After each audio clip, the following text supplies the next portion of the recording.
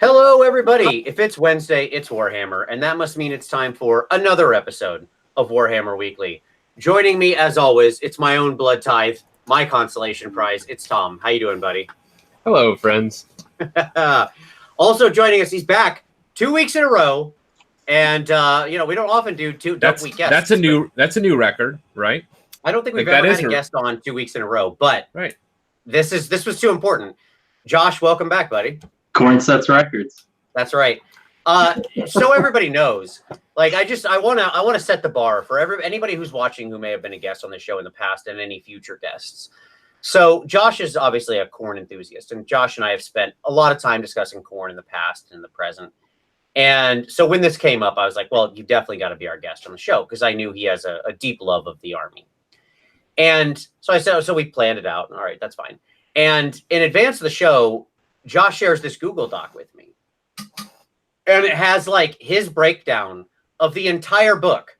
It's like everything, all these insights of an experienced Khorne player. And I was like, well, thanks for writing the show. And I was like, there's no way I'm having somebody else on the show next week and being like, oh, let's just use Josh's Google Doc, guys, so we can make this other rando sound like they know what they're talking about. No, Josh earned his place. He's back. Was it 14 pages of Khorne notes? Exactly. It's insane. So you're saying if our guests want to come on, they have to do work to get on the show? No. We've had many who've done nothing. I mean, you do basically nothing, and somehow you're here every week. No. I do nothing. Right. And yeah, like I'm not even going to take the basically. Like, that qualifier is not appropriate. Sure.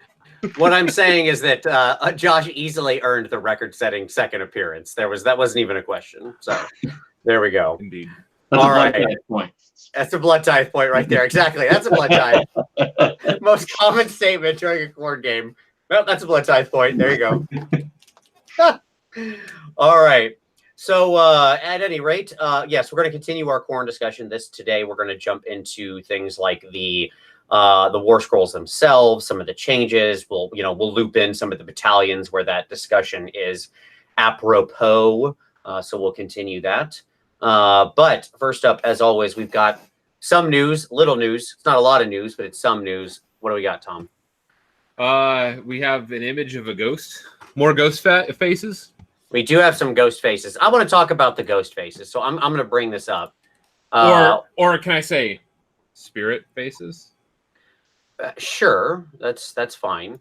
Yeah, I'm gonna actually bring this one up because I think this one's interesting in that I think it's like a good misdirect on their part, right? Yep. So let me lock on me, and then we'll share here. By the way, if my screen goes insane while I'm sharing, I'm sorry. I don't know why. My Google just randomly blinks every so often, and I can't explain why that happens. Hey, see, there it goes. like that. Yeah, I don't know why that happens. It just happens. It's only on this computer. So that's happening now. But anyway. So what do you think this is, Josh? Okay. Yeah, let's start. Josh, what do you got? I think that it is either some Stormcast thing or a fun piece of scenery. All right. Fair enough. A lot of people were like, a Night Hunt thing. It's clearly not a Night Hunt thing, right? Or I should say, they're probably not getting a book a year out. But I mean, Khorne has gotten 3 books in 4 years. No, but but like a book doesn't necessitate models now. We don't know what true. Warcry support is going to be. Like we could have new releases for almost any army with Warcry. Yeah, that's a good call because we had seen the Warcry Ghost face too. Like, so there's probably a Warcry Ghost faction coming. Yeah, right. It could be Night Hunt. But I think, but I don't think it is. I think that's a misdirect right there, right? Like that's your easy grab. It does look like the Stormcast Exorcist too. Yeah. So, which it could be. If I had to lay down money, I would say it's the new Stormcast Sacrosanct models that'll come in like whatever Warcry Kill Team-esque Stormcast box that'll have a new sculpt in it. It's the Elf Spirit Caller. That's my call. Okay. All right. It's a good one. Mm-hmm. I don't think it'd be the face of Bo. Wouldn't it be the other? Wouldn't it be, what was her name? Cassandra or whatever? I can't. It's been a long time since I've watched that season, admittedly. Indeed. But whatever the last human, right? She was the one all stretched out. But at any rate, yeah, I mean, I like this one actually quite a bit because it has things it could be. We know clearly what it is. It's some kind of spirit being drawn out of, an item or something, right? Yeah, out of some kind of item. It kind of looks like the top of a grave. I'm not gonna lie. A little bit. It also kind of looks like the pommel of a sword that's stuck in the ground, Yep. right?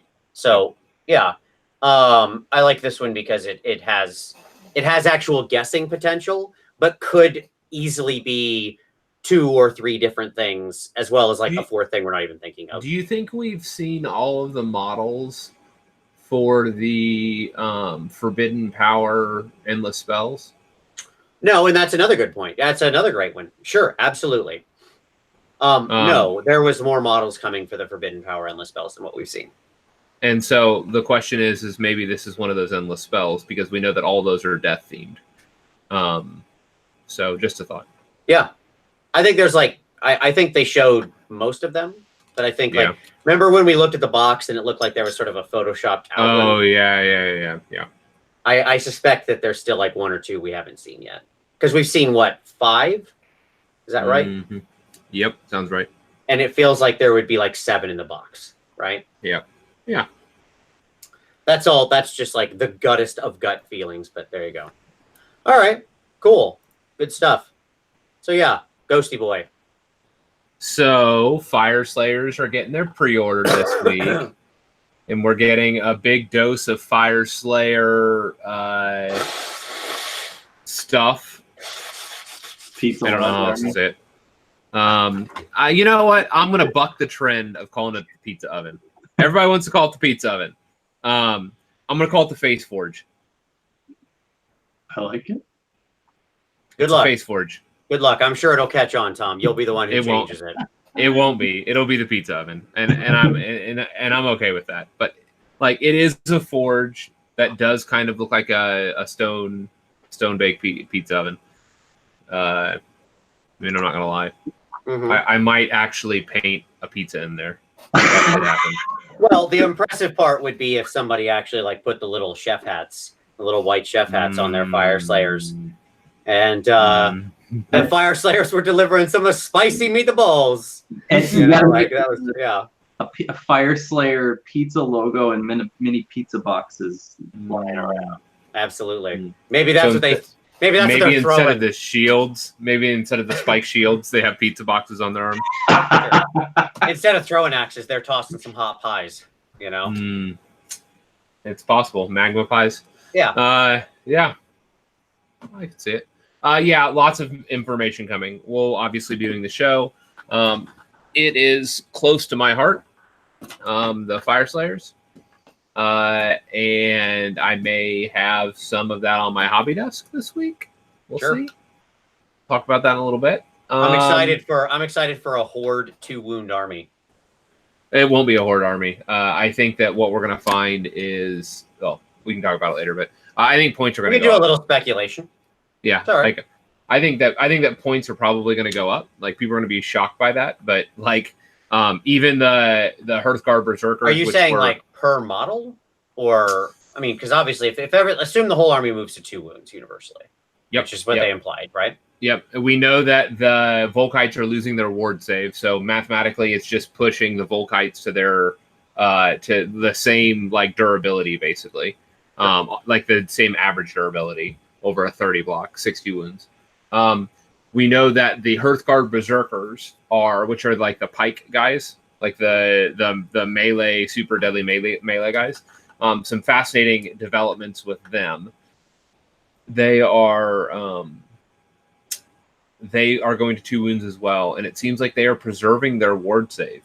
They were the ones that also had a 4-up when heroes are nearby. Yeah. And they doubled their attacks, so they all went from 1 wound to 1 attack to 2 attacks, and they increased the reach of their weapons to 2 inches. So like. No, I mean, they might end up being an elite unit, but I really think what you'll end up having with the army, because I don't think they're going to make people suddenly, like, a lot of people bought a lot of figs for this army, right? Mm-hmm. And if suddenly everybody's putting half of their collection on the table and it's 2,000 points and it all just evens out the same, I don't think that achieves what they want.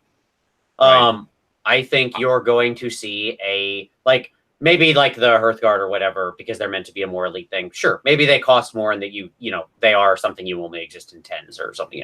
That's how you tend to see them. But my particular guess is like these are going like cost wise. I don't know that you'll see. Maybe sure it'll be a little more, but I suspect you'll probably still see it where there's like a ton of these little naked dudes on the table.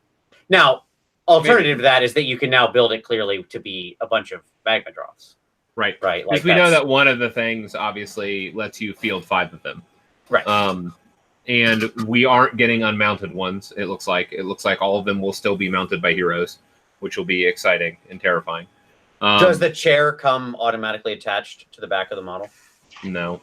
Like you can run it without the chair or the platform. So you could run them naked. Like the model itself does not have the chair modeled into the back of the creature. No, there's a slot modeled into the back. Well, but the chair. Then that's it. Then they can't take it off.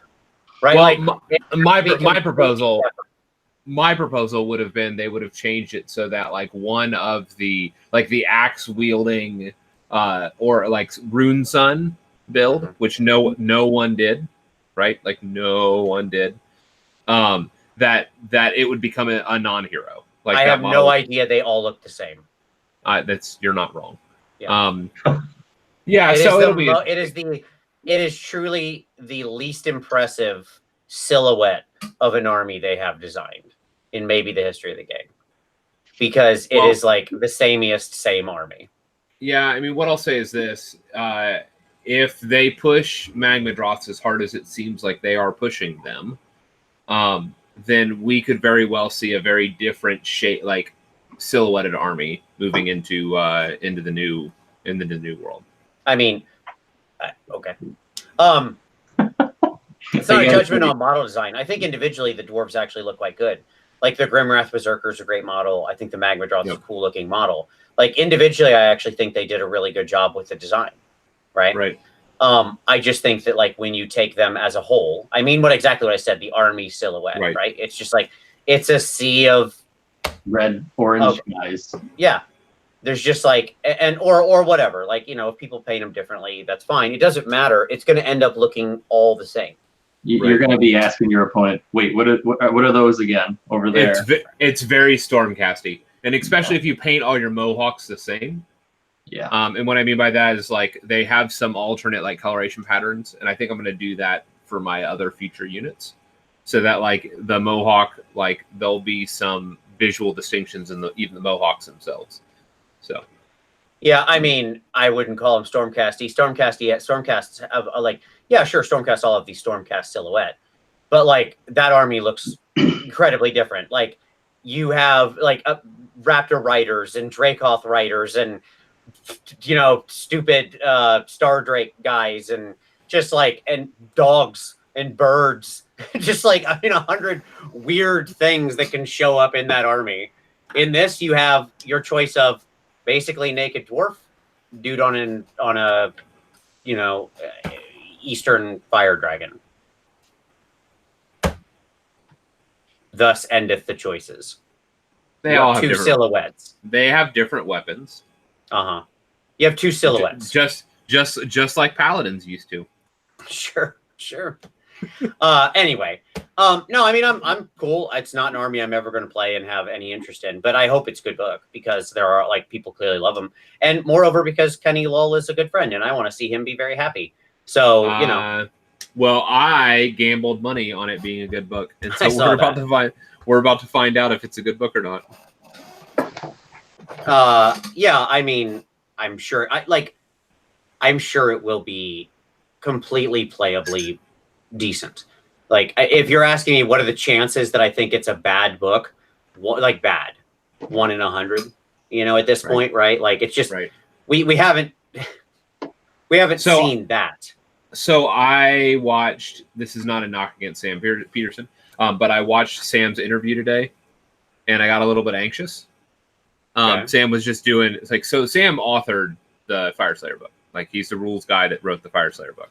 Okay. And he was talking about it, and he was talking about in the interview today, he was talking about like there's a guy in house that is a huge. He wrote the current book, is what you mean? Yes, the one that is about to drop.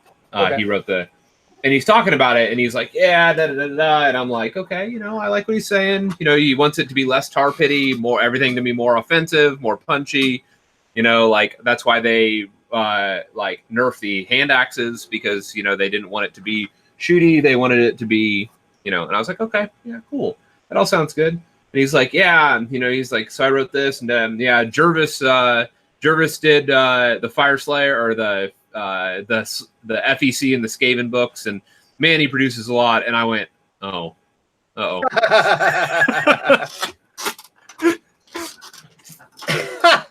That's funny. I mean, yeah, okay. Which just isn't a discussion on those two, but that's fine. That's funny. Right. No, I mean, I'm sure it'll be a good book. They don't make bad books right now, as near as I can tell anymore. It's not a concern. Sure. But like, if Sam wrote Gloomspite, like that may point the trajectory of where this lands in the meta. I mean, we don't know. We simply don't know. Sure. But it's fun. It's fun speculation. Regardless, I have bid a large financial stake in Fyreslayers, so we'll see how that goes for me. All right. Okay. So what else we got in the news? The Fyreslayers are coming. Great. Yep. So, Go ahead, Josh. Go ahead. Slaanesh is coming too, right? That's right, buddy. All the, I mean, look, Slaanesh is always coming. This stunty release. This is just get it out of the way. Just clear this out. All right, let's just get this done. But look, I'm actually super happy with this timing. I'm sure all the rest of the Slaanesh fans in the world would want this to happen as soon as possible. But I'm good. We can just delay another month. I got prep here for Warhammer Fest. I got way too much to focus on for Golden Demon and travel and stuff coming up. I'm not gonna have time. So if we could time the release maybe with Warhammer Fest, where I can just come home and be done with all this nonsense, and then just tear into my Slaanesh, that would be perfect. So thanks. That'd be great. Sorry for everybody else, but that would be my ask. Just a slight thing. So there we go. I'm down with that. I'm sure really takes the pressure off. Reorganize the schedule for you. Yeah. But look, this is just clearing these guys. This is just clearing these guys out. We all know what we're really excited for. Okay. And it ain't tiny stunties with mohawks. Sorry. I mean, I'm kind of excited for them. It's the return of the Dark Princess. Okay. That's what we're all here for. One of these people getting some endless spells in a pizza oven, and they're going to continue being whatever they are. One of these things, and we have all waited on. We have all supplicated ourselves to the Dark Princess for years, and now we're excited. Do you know what a real depressing realization I had about the Fyreslayer book? What's that? I was like, shit, Slaanesh is coming. Because they just gave all of us multi-wounds. They gave all the models in the army multi-wounds. I was excited. I don't mind depravity mechanic stays exactly the same. Fighting Fyreslayers went from just a bad day to a great day. You guys just became depravity machines. Hey, little two wounders. And you lost your ward saves. What if that's the new starter box, Slaanesh versus something else? That's the next chapter of the game. No, I mean, we know that the next starter box is the Gloomspite gets versus Sylvaneth. And we know that we're getting unique models for both of those factions in that box as well. So that's going to be 3.0. No. It'll be like Carrion Empire. So I would guess in the next month and a half, you'll see that box drop with the Sylvaneth update. Okay. And then the Gloomspite will have a bunch of squigs in there with probably, I would guess, the rider, the squig rider, a new loon boss on squig. So we'll see. Obviously, all that speculation. Yeah. But that's coming soon. I was surprised that we didn't get the KO release this month, but it is what it is. Warhammer Fest is next month, so we'll get a better picture of what's coming. I would expect Slaanesh to probably drop at Warhammer Fest. I think Vince, that's probably either way, they'll accurate. have all the models there one way or another, right? Yep. So yep. Do you want to, Vince? You want to talk about the Warhammer Alliance? The scouts. It's just a team up. Like, this is really cool. I mean, I was a scout. I was a little Boy Scout. I got kicked out of scouts. Because that's the kind of person I am. But you know, I thought that was a cool partnership between Warhammer and the scouts to organize, you know, leagues and stuff like that. So, and a badge, obviously. I did not realize this. You'll have to, like, where did you see that news? It wasn't in the community site. Yeah, it is. Is it? Yeah. I did not. I must have. I must, like, both of my kids. So interesting. So, like, a lot of my hobby this week is going to be related to my kids. And so it's funny. Both of them are in scouts. So I guess I'm going to be organizing some play leagues for our local pack or whatever it's called. Oh, there you go. So yeah, I thought that was cool. Yeah, so there you are. Yeah, nothing big. Just, it was a thing that happened that I thought was really neat. So there you go. Cool. And I like fun things like that. Yeah, absolutely.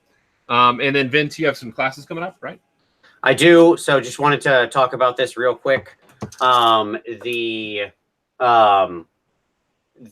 Dallas class has 2 spots left. It's in 3 weeks. It's on the weekend of the, what is that, 27th and 28th? I'm trying to think of the exact dates. I'm sorry. It's the end of April, the last full weekend in April. Yeah, 27th and 28th in Dallas, Texas. 2 spots left, so I'd love to have somebody take those last 2 spots. So if you know anyone in Dallas, please send them along. The link is down in the description.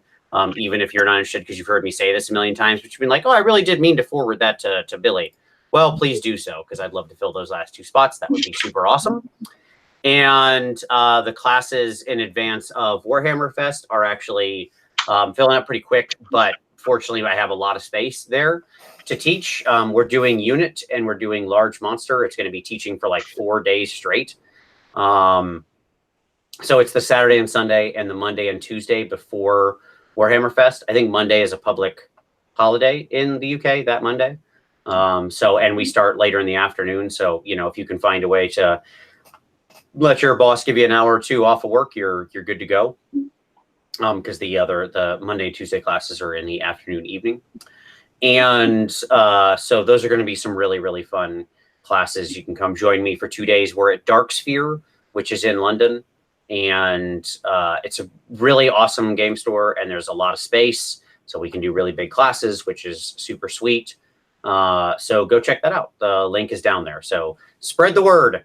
Even if you yourself can't go, please spread the word to others who might be interested. So there you go. That's all I have to say about that. Cool. All right. So, gentlemen, any other news? That's all our news, right? It's actually kind of a slow-ish week, which isn't too surprising. So let's talk about some pick of the week. Josh, what do you want to share with everybody this week? Well, 2 weeks in a row. I'm gonna have to Now you know how I feel every week. Every week. Oh god. Next time I'll be more prepared. There you go. If you need some time to think, I'm happy to give you a moment. Tom, what would you like to share with everybody? I'm going to pick, we've mentioned it already, but I want everyone to go read the Fyreslayer articles because they're glorious. There's 3 of them. One of them's worthless. It's just a lore thing that has been in the lore forever about the Magmadroths. I don't know why that exists. Ignore that one. Go read about the new rules for the models, and go read about the new magmic invocations. These are sexy. They throw fireballs, flaming pizzas. Oh, maybe that you could remodel that the one fireball one to be shooting pizzas. Oh, I thought maybe you could remodel the little golem to be a pizza delivery boy. You put a little domino hat on him. Yep. Yeah, so go read those articles. They're exciting. And coming up, we have the pizza oven. Okay. The face forge. Yes, there you go. All right. So the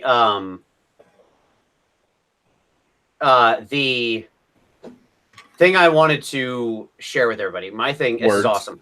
Yeah, sorry, it took me a second because the Scouts thing is in the UK. Yeah, I didn't mention that. I'm sorry. That's for yeah. There you go, Tom. Sorry, it is UK only. Yeah, I went immediately to look, and it was like, oh, it's only in the UK. Yeah, I should have said that. Sorry. Anywho, all right. So I mean, I'm sure it'll expand over time. So it's a good partnership. Here is the thing I want to share. Everybody knows Mel the Train Tutor, I hope. If you don't know Mel the Train Tutor, you should get to know Mel the Train Tutor. Mel is one of the most awesome dudes in the world. I got to catch up with him at AdeptCon, which was awesome. I didn't have as much time to chat with anybody as I wanted because, again, I was dying. But it was good to see Mel. And he has a short 2-minute video that blew me away. And completely, I was like, oh my God, he solved a problem I've had forever and didn't know how to solve. So if you ever make display boards or anything of such a size that you need to use a hot glue gun. Tom, do you ever use a hot glue gun? I do. Okay. Do you ever get the stringy things that come off your hot glue gun? You know, like you're gluing something and you pull away and you get these stringy flyaways, right? Yeah. Yep. Okay, he has a 2-minute video to show you how to use your glue gun and never get those stringy flyaways. You don't get them anymore. Cool. I would just keep a napkin around and wipe them off. But yeah, but it gets it because they get everywhere, especially if you're trying to do anything careful, right? He shows you how to get the perfect dollop with no stringy flyaways, and I was like, that's amazing. And like I said, it's the simplest. I saw the tip and I was like, oh my God, I can't believe I didn't think of this. But it's awesome. So check it out. I'll link the video down below and go support Mel. Subscribe to his channel. If you're interested at all in terrain, in display boards, in anything like that, Mel is your go-to source. Period. End of story. He is the man. So he is. With that being said, all right, Josh, we bought you all the time we can. Now you have to make a pick. You must choose. All right, fine. If you haven't read it already, check out the Greater Demons article on GW that came out this week. I almost missed it. And it had a lot of really cool extra bonus lore between Slaanesh and Khorne and Nurgle, and I totally would have missed it because it wasn't a very cool picture on the article. It's looks like a piece of parchment paper, but it's full of neat monsters and cool stuff. So check that out. That is a hot pick because it had 3 special Slaanesh characters in it. Yeah. One of which had fought for both Khorne and Slaanesh, which is obviously unusual, being that they're the sort of classically opposed to 2 of the, that's a classic chaos opposition. So I thought that was pretty awesome. And a named Slaanesh Greater Demon in it, doesn't it? Yeah. 3 of them, as a matter of fact. None of whom were in Kari. or maybe in Kari was one of them. I don't know. I remember. But the point is that we were there was the Slaanesh group immediately was oh, I'm sorry. I'll mention that in a second. Thank you, Jeremy. That's a great call out. There was a lot of instant speculation about which one of these is our special character that's going to be in the box. Sure. Right. Our Scarbrand, our Fate Weaver, our Rodriguez. Right. Because one of them, there's going to clearly be a special character. And so the question was which of the 3 they mentioned, because they mentioned the other 3, is ours. Can I just call out the fact that it's amazing that we ended up with Rodriguez, considering there's a very significant named Guo in the in the books, in the Black Library thing. Arc with the Hollowed Knights. He's very front and center a Guo named one, and somehow we got Rodriguez.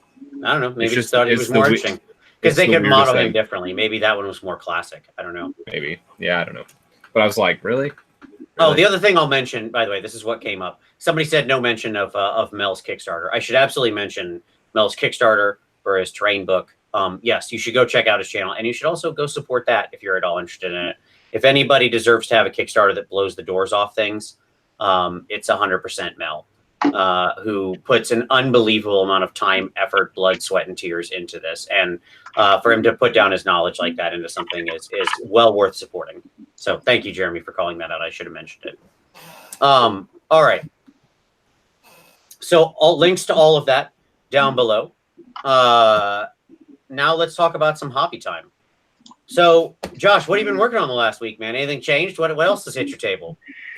So I finished my skull cannons, and now I'm working on a commission of Star Wars Galactic Marines. So I have to finish 24 Star Wars Galactic Marines and a bunch of Star Wars Imperial Commanders.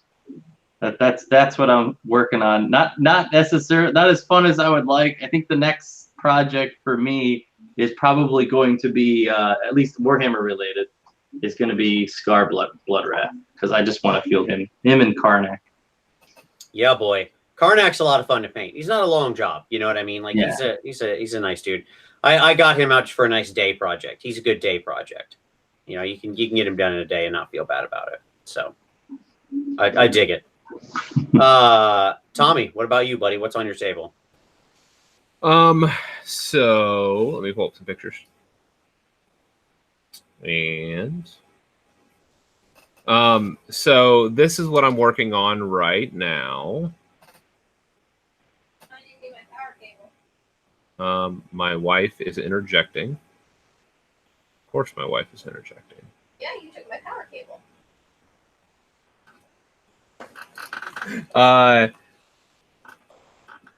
Okay, hold on. The show now goes on a clock while we all wait for Tom's battery to run out because he has to give his power cable back to his wife. Like we're racing against the battery rundown.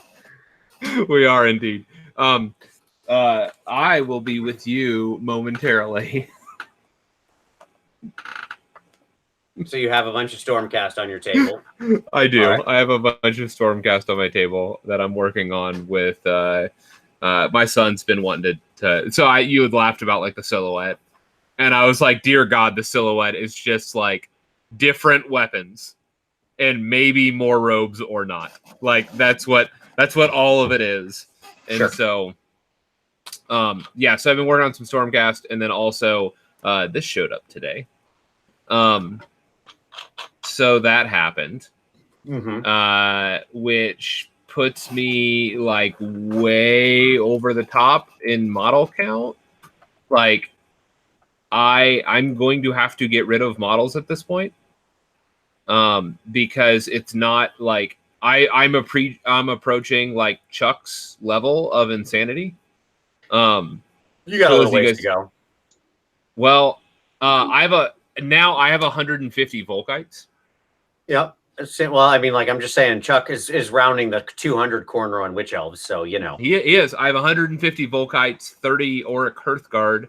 I now have 20 Hearthguard Berserkers, 5 Magmadroths, and multiples of all the foot heroes. So you're ready, is what I'm hearing here. I am super ready. And I may still have stuff on pre-order for this weekend.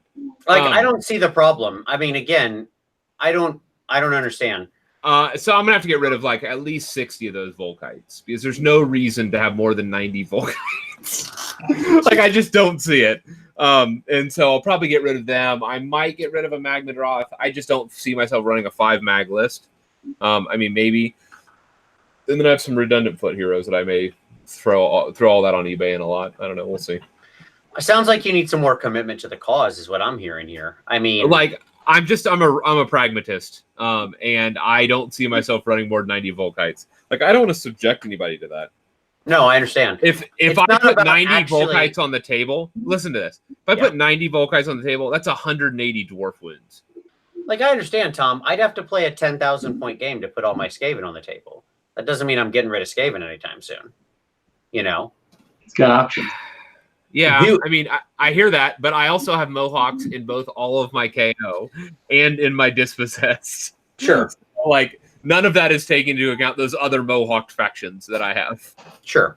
No, I get it. It's not this isn't your Skaven. This is right. this is your fun time army or whatever. You know, this is a minor army for you. I understand. Sure. I mean, it's silly to suggest I have like over 200 Mohawk Fyreslayers, and it's a minor project. But anyway, so those showed up today, and I was extremely happy about that.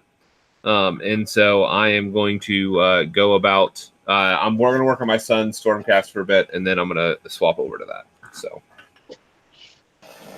nice.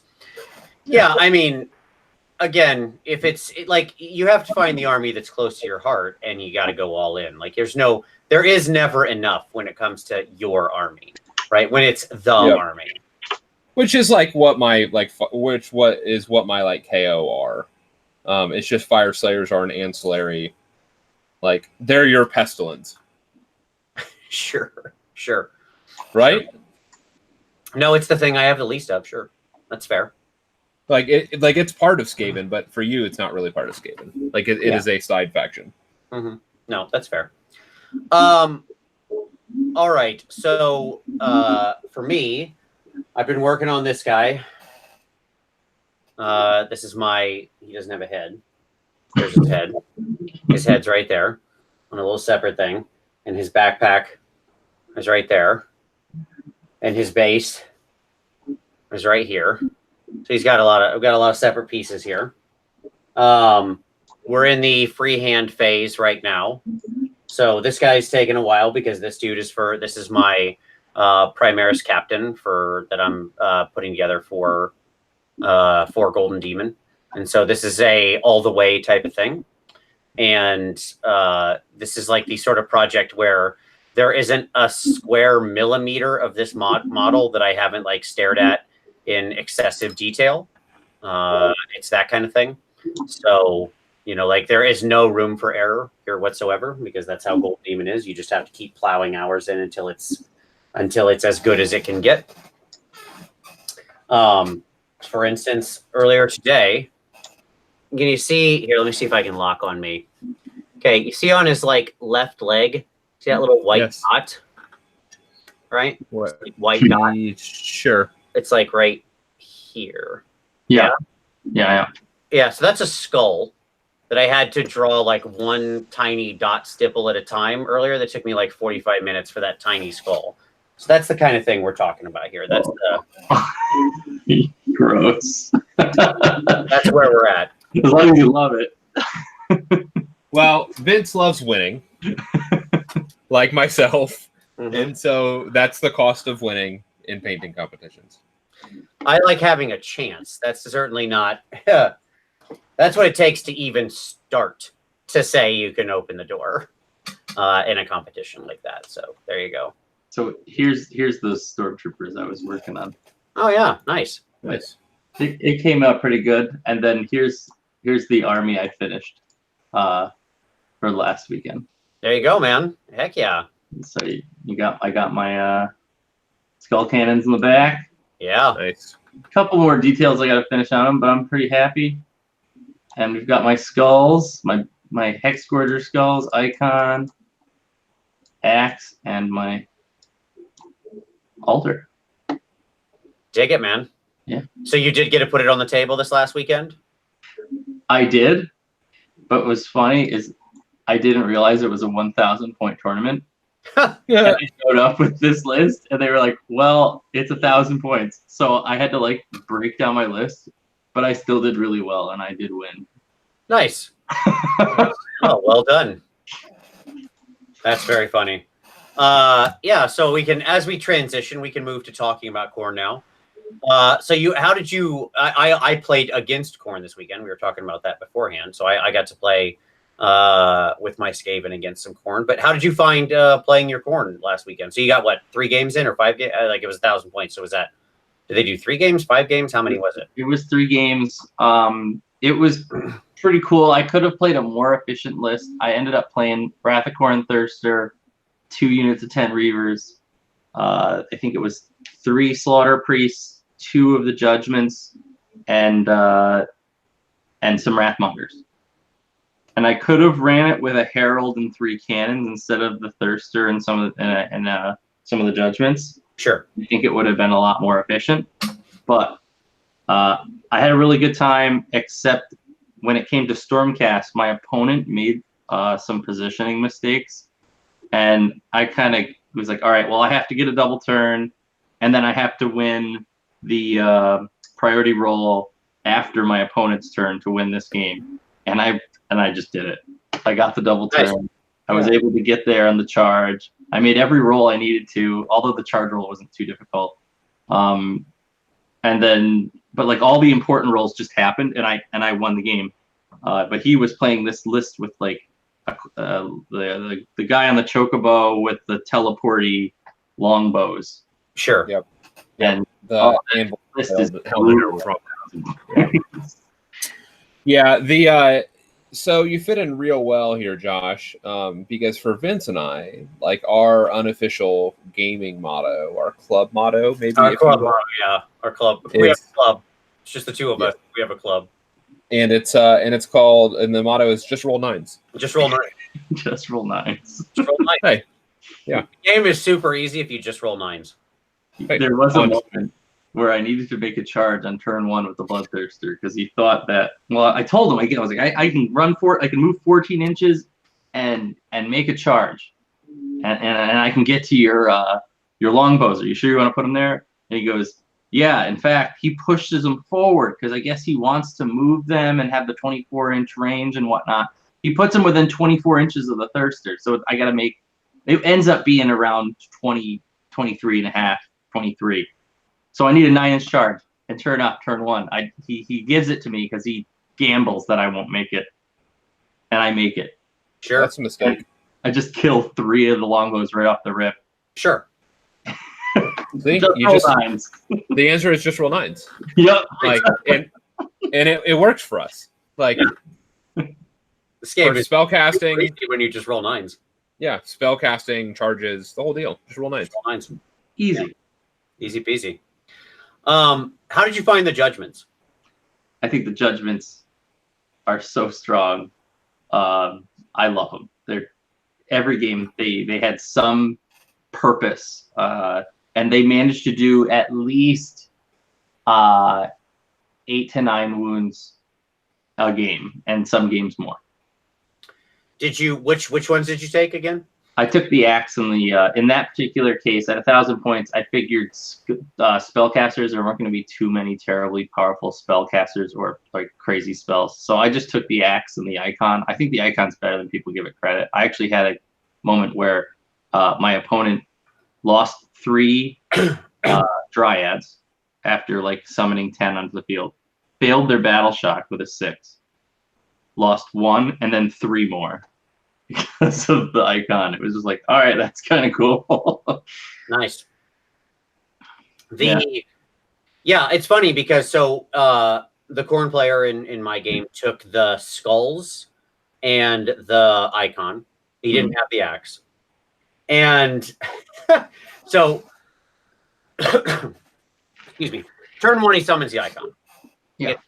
Is this Tom or is this Ryan? It's Ryan. So at any rate, he summons the icon. Okay, cool. So it can't make it all the way to anyone, right? To actually do damage. But he basically could use it for board control. Like it could get close. It was like maybe an inch away from actually dealing damage, right?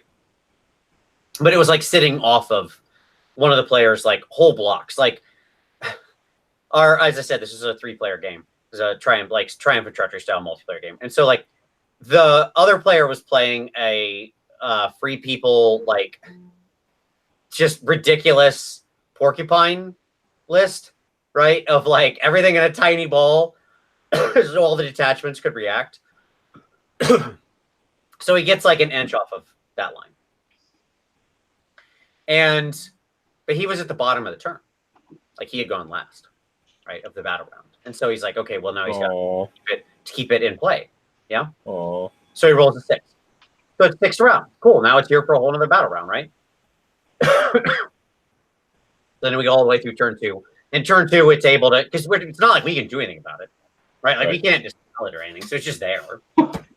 And so in his turn, it's like it just plows through everything. Like he's able to tag everything the dude has, right? Because it's in this tiny ball, and float it back out in front of this stuff. So it's just like in the way. getting just all in the player's business. End of turn, rolls a 6. Sticks around. Okay. Next turn, same thing. He just sweeps through the line. End of round 3, rolls a 6. Sticks around. It never left, and he never rolled anything but a 6 to keep it in play. It was amazing. I was like, this game is real easy when you just roll 6s. Like, these things get super good. So addendum. If you can't roll 9s, just roll 6s. Just roll 6s. Yeah, exactly. I'm not sure that was what I would call an average performance for that icon, but it was hilarious because it was just funny that when it stays out, yes, it can go away. But it was so funny how, when it stays out, it was like, oh, well, that's just there then. Yeah, right? This is here now. Right. Like, there's nothing you can do. Like, if he rolls the 5+, that's just there. And you're just going to have to deal with that, man, because there is no other option. Like, you can walk away from it or something. Yeah. It's not, you can't get rid of it. I'm really hot on the, no pun intended, on the Fyreslayer, barrier. Sure. Like the lava wall. Because it's a wall that you can summon that people can't do anything about. Sure. I'm there's no response to it. Like, does it ever disappear? Like, the Khorne ones go away on a 5, right? I think it's just like the Khorne ones where it'll probably go away on a 5. I think that I think you'll get a reroll on that roll if you're near the forge. So when those so rather than casting rerolls, I think the forge is going to grant a chance or either a bonus or a reroll on the stick around. When the invocations are near the forge. I suspect that we're going to see something like that. Sure. Yeah, I mean, I should state this player never had a slaughter priest within the 8 inches or whatever to give the +1 to the roll, and it didn't seem to. The Hex Scourger Skull, I will say, he got those out round 2. They stuck around twice. The turn where they were going to affect me, they went away, and I was like, all right, sweet. But they sure crushed the heck out of the other player, which I was humorous to watch. First spell cast. So the Khorne player explains how these skulls work. Just goes through the whole thing. He's like, basically, blah, blah, blah. It's this penalty. If you roll an 8, super bad things happen. So the player's like, okay. It's Free People's player's like, okay, I understand. He has a caster on top of Huracanum amongst other stuff, right? And he's like, all right, I'll use Mystic Shield out of the Huracanum person because he has +1. So it can counter part of the penalty. It immediately rolls an 8. First dice, rolls the 8, wham. 6 mortals to himself, forgets the spell. I was like, well, boy, that's I guess these judgments are pretty good. Again, if you took this is an inaccurate sample size, but these things were incredible for the first time they got to trot out. The whole time I'm like, I don't think you should expect them to perform like this every game. But I'm always I think what sets people's impressions of things often is their experience with it the first time it happens. Because a lot of us don't get to play. There are armies and game elements, things in the game we probably don't get to play much, right? Yeah. Just even if you're a regular tournament player, it could be that you that is to say you go to 4 or 5 tournaments a year, which I would certainly consider regular. That's more than 98% of the Warhammer population goes to tournaments, right? Right. They're going to just be people who aren't in your meta or who you don't happen to match up against. And so I think people sort of anchor. We set an anchor of our expectation with how something is the first time you fight a thing, right? If the first time you fought an Iron Jaws mega boss, it got into you on a Quint Wah and just went and blew up everything, right? You're like, wow, that piece is really amazing. If the first time you met it, you just shot it off the table because it's a big dumb thing and it is very susceptible to being shot or mortal wounded off, you're like, those things are nothing. I think we just kind of set that anchor pricing, right? So I think that player loves his judgments now is the take home. Because great first game with the judgments. So there you go. Every single game I play with these things, there's always that one shining moment that they have. And I can, and all the, I think I played 7 games with the judgments so far. But in every single game, there was a moment where the judgments just changed the whole game and were worth every point I put into them. Against Stormcast, it killed Knight Aquiller with the axe. Just flat out killed him. Bam, there's the axe. It moves over him for D3 and then tags him again for D6 mortals. Just dead, that paid for itself. And then against Sylvaneth, it was just battle shocking them left and right with that icon. Skaven just had that was poor Skaven. They just didn't do very well. It wasn't rolling. It was Brian. He didn't roll very well. And then, but in the bigger 2,000 point army, it was just every game. It was area denial. It was just sprinkle mortal wounds everywhere. It was that. Oh, by the way, your guys are in combat with me, but the Wrath Axe is there. They're -1 to hit on your Reapers, so you barely touch my Blood Warriors. Okay, right. And so every game that I've played with them, they've had this shining moment where they've really been awesome. But you're right, like it just you roll enough dice, and eventually in that game you're gonna have a good moment. Right. Yeah. The funny thing about the icon was how impactful it was. Without, I mean, it did a lot of mortal wounds over the course of the game, sticking around like that as it did, right? But the funny part about it was how many mortal wounds it did. Not just how many mortal wounds it did, but just its sort of board presence, because it is such a big thing, right? And just being in the way. And it was funny too, because everybody was immune to battle shock, right? Like he was using like a free people army that was just like, because everybody was humping the general guy, like his whole army was immune to battle shock. I was running a 2-tower Skaven list, so I had like 2 Screaming Bells. So like, you know, all my clan rats were immune to battle shock. Like there was nobody who, literally the only person who ever made a battle shock roll was the Khorne player, who is now not immune to battle shock anymore. This was his first game where he wasn't. We now get scared in combat. Yeah.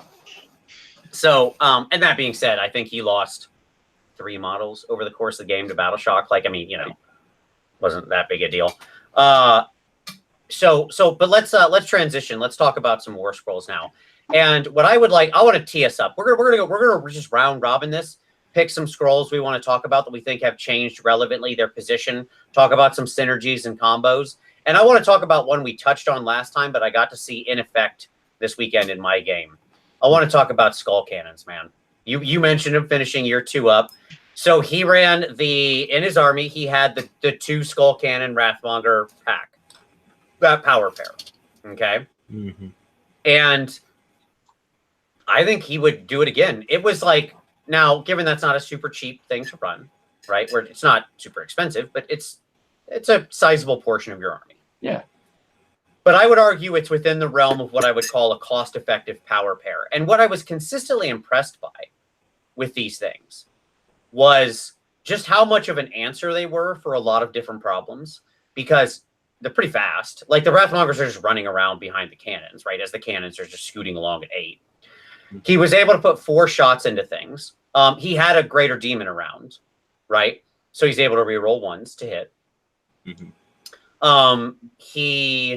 And so like it was just a problem solver for him. That is to say, like in like round 1, he didn't want. I had a Doom Wheel that I was going to go send careening into his lines and like smash over a bunch of different stuff with and shoot up his Slaughter Priests. And like he was just like, nah, I don't want that to happen. Boom, boom, boom, boom. 4 cannons. See you later, Doom Wheel. Splinters. Right? And that was the end of that piece. Like, he just got rid of this thing. And, you know, he was like, and that's how it would go. But at the same time, he would like, well, I need to thin out that unit. The Skull Cannon's +1 to hit against units of 10 or more, right?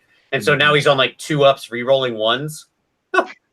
Right? Yeah. And 3s to wound with 4 shots at -2 Ren and D6 damage. So he's just like boom, boom, boom, boom. He needed help, and he would just like thin out a unit. He needed help in melee, so he just like brought these things into melee.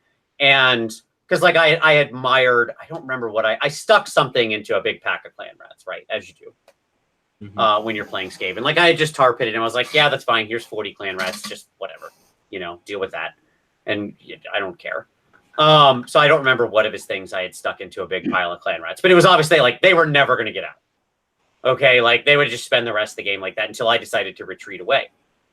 And so then in come the Skull Cannons, and of course they're going to chomp a clan rat, right? And so like shooting the clan rats and then like charging into them and eating them and then quad shooting them again was like, good Lord. I mean, he removed like 20 clan rats in a turn just off those 2 Skull Cannons, right? Maybe more. And I was like, good God, you know, that like it solved the problem. So I really liked the pair. I thought they were fun. And then obviously, eventually fought with the Wrathmongers too, but they were really just kind of a mobile buff piece, right? More than anything else. It's exactly what you're saying. Like, it's actually, when you math it all out, it's actually not that efficient in terms of points, even with the Wrathmongers, when you compare it to the artillery of any other faction in the game. Like, it's not even close. It's like 60 to 65% of the power level that comes from something like the ballistas, right? Sure. And that's without that's just the plain ballistas. That's without a Lord Enter. A Lord. And that's with the skull cannons re-rolling all the things and getting the +1. They're just about 65% of the way there. But what they do, and it's 100% correct, they solve this weird problem that Khorne has, where you're like you were saying last week, you're kind of this countercharge army, and nobody. You need a flex unit. Say it again. You need a flex unit, and it is your flex unit. Right. You need to be able to. I want to pick that thing off. I want you to come to me, and the only way I'm going to get you to come to me is by like pummeling your most important units until you get here. Right. Yeah, and that's it. He was able to both like remove pieces he didn't need, thin units that he couldn't kill out fast enough in just combat, right? And then support combats in a very brutally effective manner when he needed to, right? As like this really horrendously frightening countercharge, right? Because 4 cannons firing off in combat is not great for you. Or 4 cannon shots going into your face in combat it's not a great day for whatever unit that happens to be, right? Yeah, they're real swingy too. Like sometimes you'll just like roll some poor D6 rolls, and then it's like, okay, so they didn't do that much this turn. Oh, maybe they'll do better next turn. But yeah, they're great. Like they're just that little extra thing that I think Khorne needs to just function. Yeah, I agree. The cross table pressure is an interesting point too. Is it does force your army to move more toward you, right? Because unless they're like completely shooty and can counter battery you, then they've got to do something about it. So yeah, it was pretty good. Now that being said, they were like, he didn't go after my bells because that wasn't a good play for him, right? Like my general bell was like -2 to be shot. The other one was -1, on the save with the 5 up, blah, blah, blah, blah, blah. Like it wasn't a good payoff, but he didn't need to, right? It was like, okay, I'm not going to remove that piece, but I can punish everything else I need to. It's not the ultimate problem solver, but it was enough. You know what I'm saying? Yeah. Well, it gives an option, and that's what you need. Right. Like in those pinch circumstances, you need an option, and that's exactly what it does. Yeah. It was funny because the first time he did get in a couple combats and he forgot that like Scurry Away was the thing with Skaven. He got in on like my Bombardier who had been sitting there. Like my Bombardier spent the whole game trying to kill the cannons with his rocket. Yeah. I was just like, we're overcharging this. Like he's going to blow up these cannons all by himself. Right. And he's not shooting back at the Bombardier because it's not like I never did anything. I never did a wound with him ever.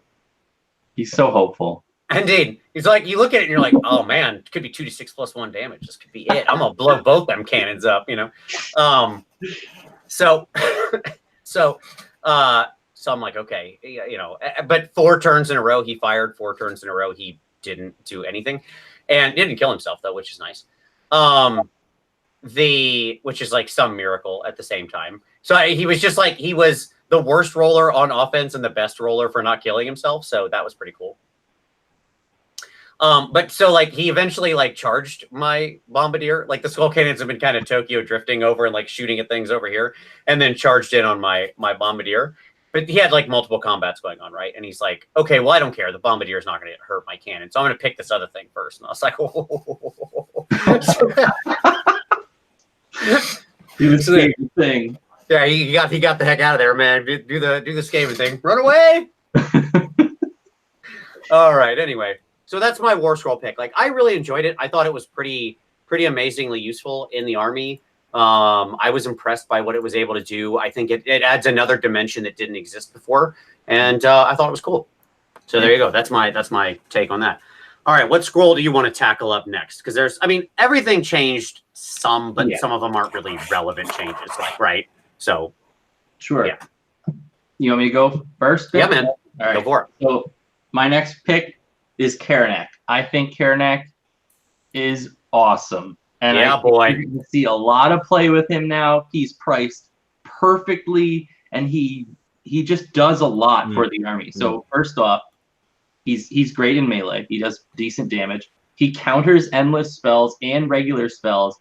And so say you cast an endless spell, it succeeds, and it's on the field, he'll deal D3 mortal wounds to you by breaking the endless spell after it's moved towards your army. I think that's super strong. He's got this situational ability to summon dogs, which isn't that great. It kind of just looks pretty. But the biggest thing is he's not a leader anymore. Yep. So he triggers Locusts of Fury without being a leader. Yep.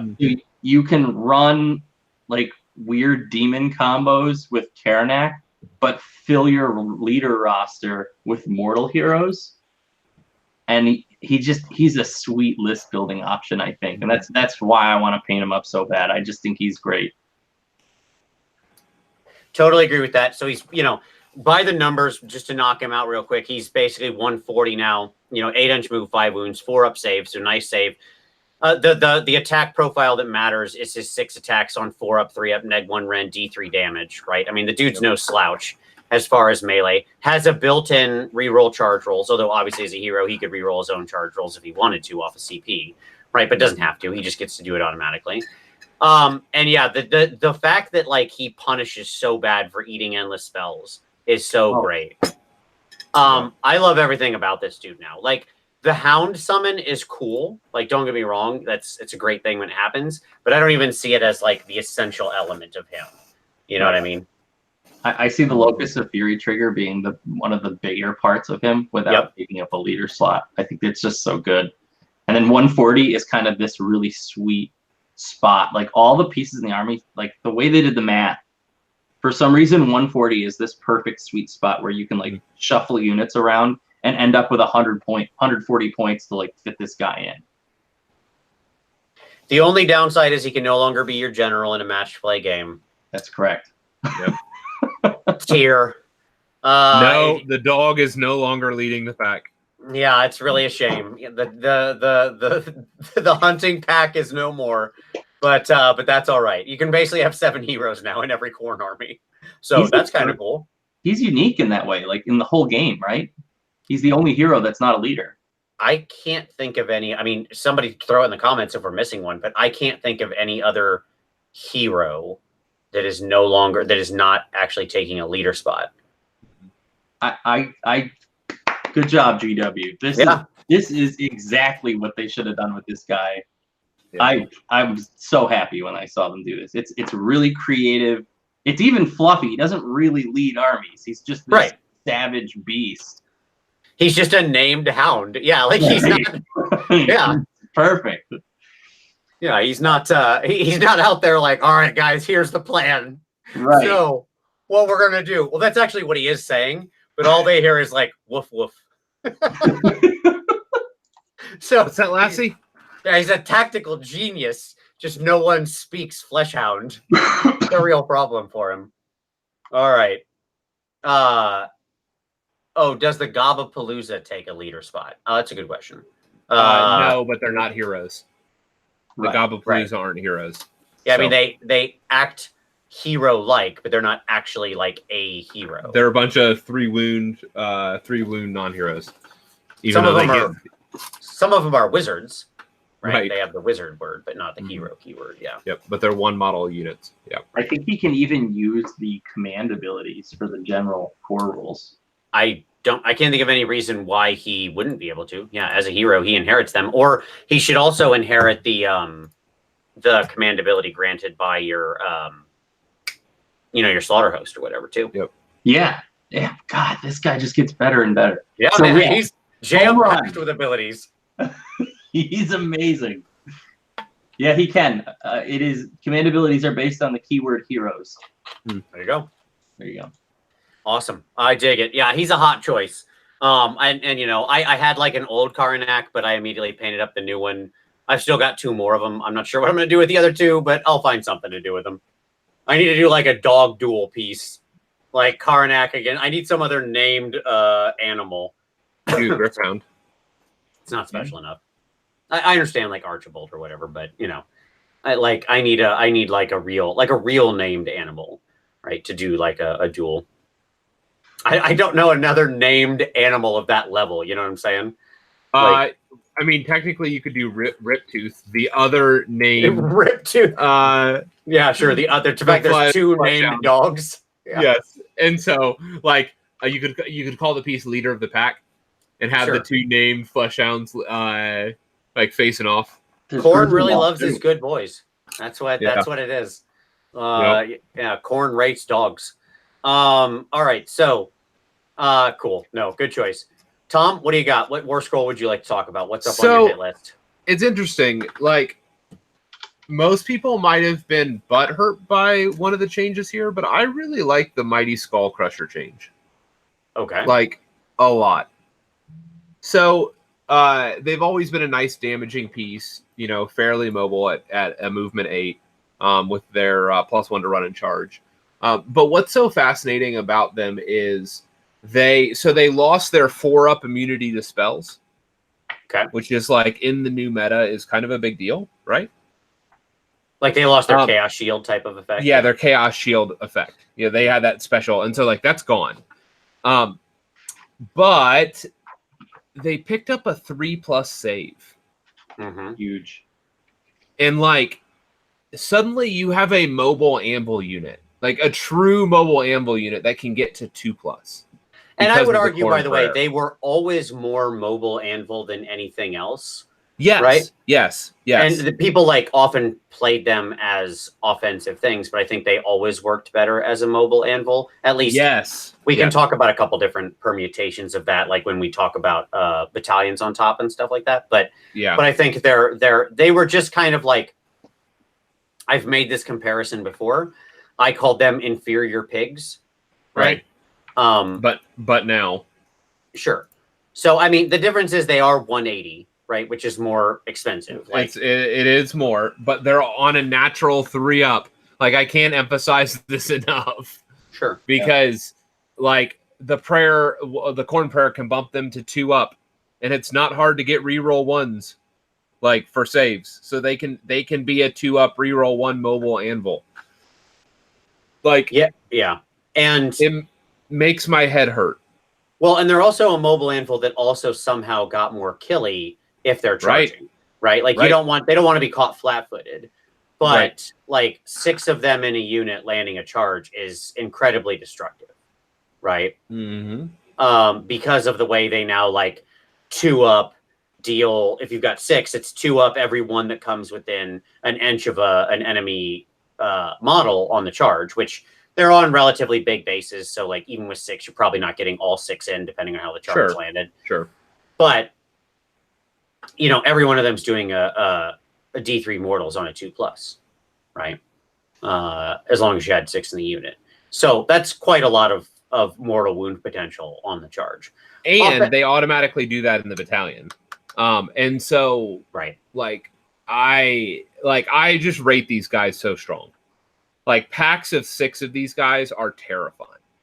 Yeah, I think that people might be led astray by the murderous charge because it still feels like, oh, cool, I can do something really offensive with these guys.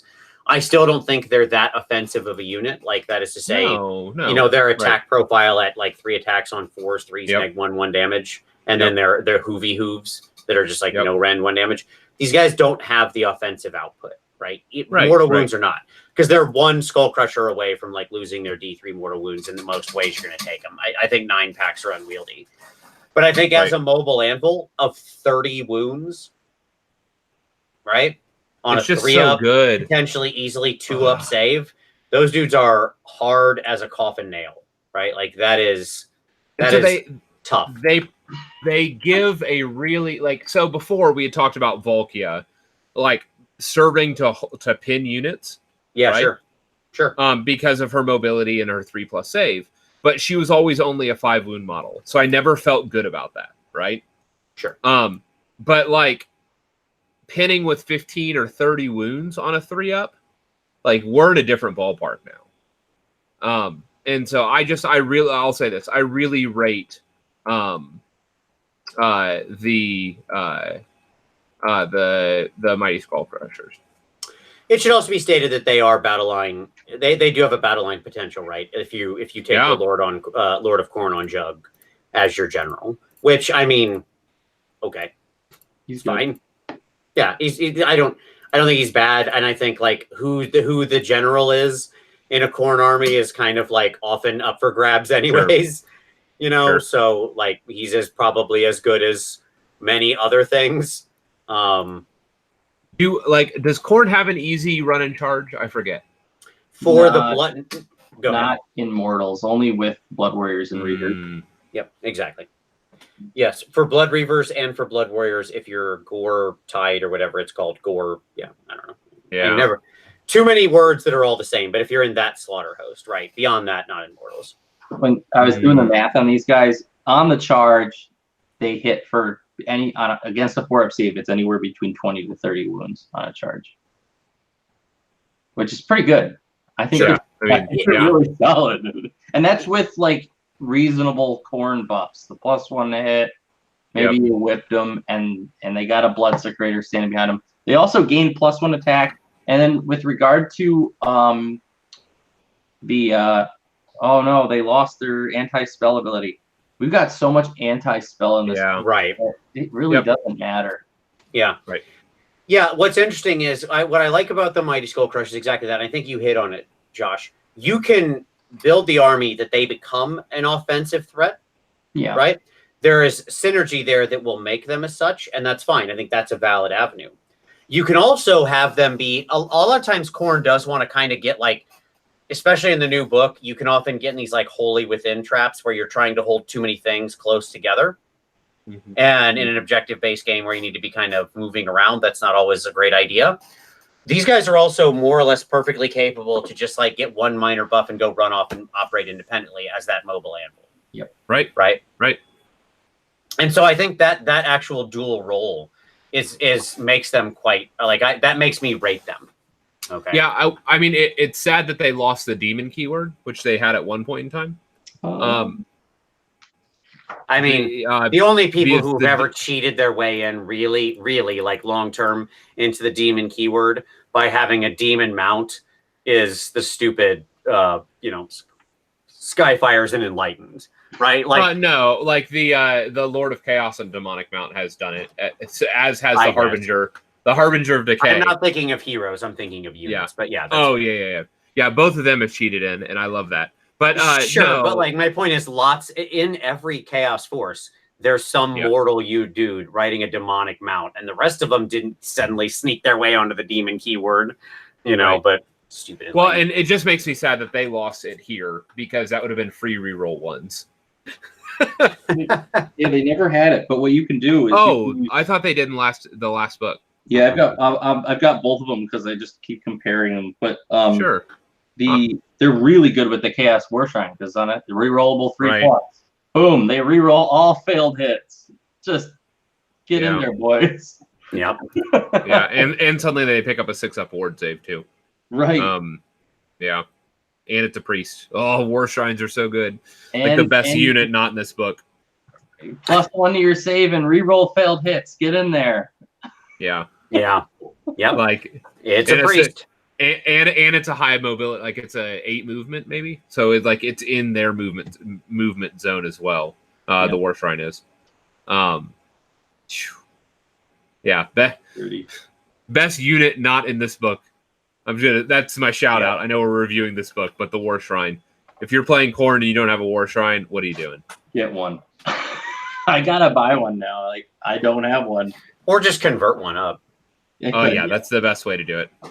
Yeah, I mean, I think I've converted every War Shrine I've ever built just because it's more fun to convert them. Because they can be anything, obviously. Like, who cares? Just a thing. All right. Let's do a little quick round robin here and just touch on some of the bigger changing scrolls. Okay. So I want to talk about like the relevant pieces that kind of showed up in every army, but had some pretty big changes. So Okay. specifically, I just want to touch on things like the Bloodsecrator. And I want to talk about Mr. Fatty Boombalatti Whips a lot. Okay, like those kind of things. Yeah. All right. Those Because staples. they had big changes, and it's worth talking about it, just talking it through, right? Yep. So we can just kind of have a general discussion on this, and then we can go back to kind of do some hot Warscroll picks. So we should talk about the Bloodsecrator. 4-inch move, 3-up save, 5 wounds, more or less still the same guy, right? Well, no, he has a movement score now. Like he had a movement score previously. I understand. But that didn't matter before. It's funny it joke, matters yes. now. Sure. So he's still fire. So yeah, this guy is like we'll just real quick lay out the basic stuff here. You reroll your successful casting rolls for wizards within 16 inch of him before any unbinding rolls are made. And you add 1 to the attacks characteristic of melee weapons used by friendly Khorne, still generically Khorne, units while they are wholly within 16 inches of any model with this ability. So he doesn't have to plant a banner anymore. He doesn't pin himself to the ground. He can move. Excuse me. Slowly, but he can move. And he doesn't make anybody, he can also just run. And he doesn't make grant battle shock immunity anymore. So, Josh, your feelings on the Bloodsecrator as he stands right now? Well, you want me to leave some things for you to say? I want you to give us, still clocking in at 140. I want you to give us your full and unvarnished feelings on this dude. How do you feel about him? He's been heavily nerfed with the forget about battle shock thing. That's a big deal. The wholly within 16, not a big deal at all. You can run him up the field with the rest of your boys, and he'll be right in there with the thick of them, and he's got 3-up save. If all your guys are on the field, there's not going to be a lot of attacks getting in there unless there's a big monster or something like that. You can always keep him back a little bit, keep him safe. But 16 inches is a lot bigger than people think it is. He's a sweet force multiplier, again, with the bonus attacks, but one of the biggest combos in the game with this guy is going to be the Hex Gorger Skulls, forcing you to re-roll and potentially get an 1/8 of the time. Like, it's literally 15% of the time you're going to roll an 8. And it's going to hurt, and every time you're forced to re-roll, that's another shot. And it's especially effective with models like Arkan or Nagash. Like, I had Nagash get hit twice in one round of spell casting for D6 mortal wounds, and everybody else in his army, I think the guy lost 2 necromancers in one round just trying to cast spells and failing. And Nagash forgot 2 of his spells. It was absolutely insane. But it was because of those rerolls. So that's huge. He's much harder to kill than you think, and he's no slouch in combat. 4 attacks it's really 5. Let's see. He's got some great artifacts, like especially the one on a 4+. Every unit within 8 inches, that's not, every enemy unit, D3 mortal wounds every combat phase. So you get them stuck in and everybody's just suffering. That's a good one. And then you can always take Gore Pilgrims. Gore Pilgrims is still great. There's no tax units in that battalion, and it makes the bubble even bigger. So yep. This guy is still worth every bit of 140. I don't see him being needed in every list, but I don't see any problem with taking him. I think he's excellent.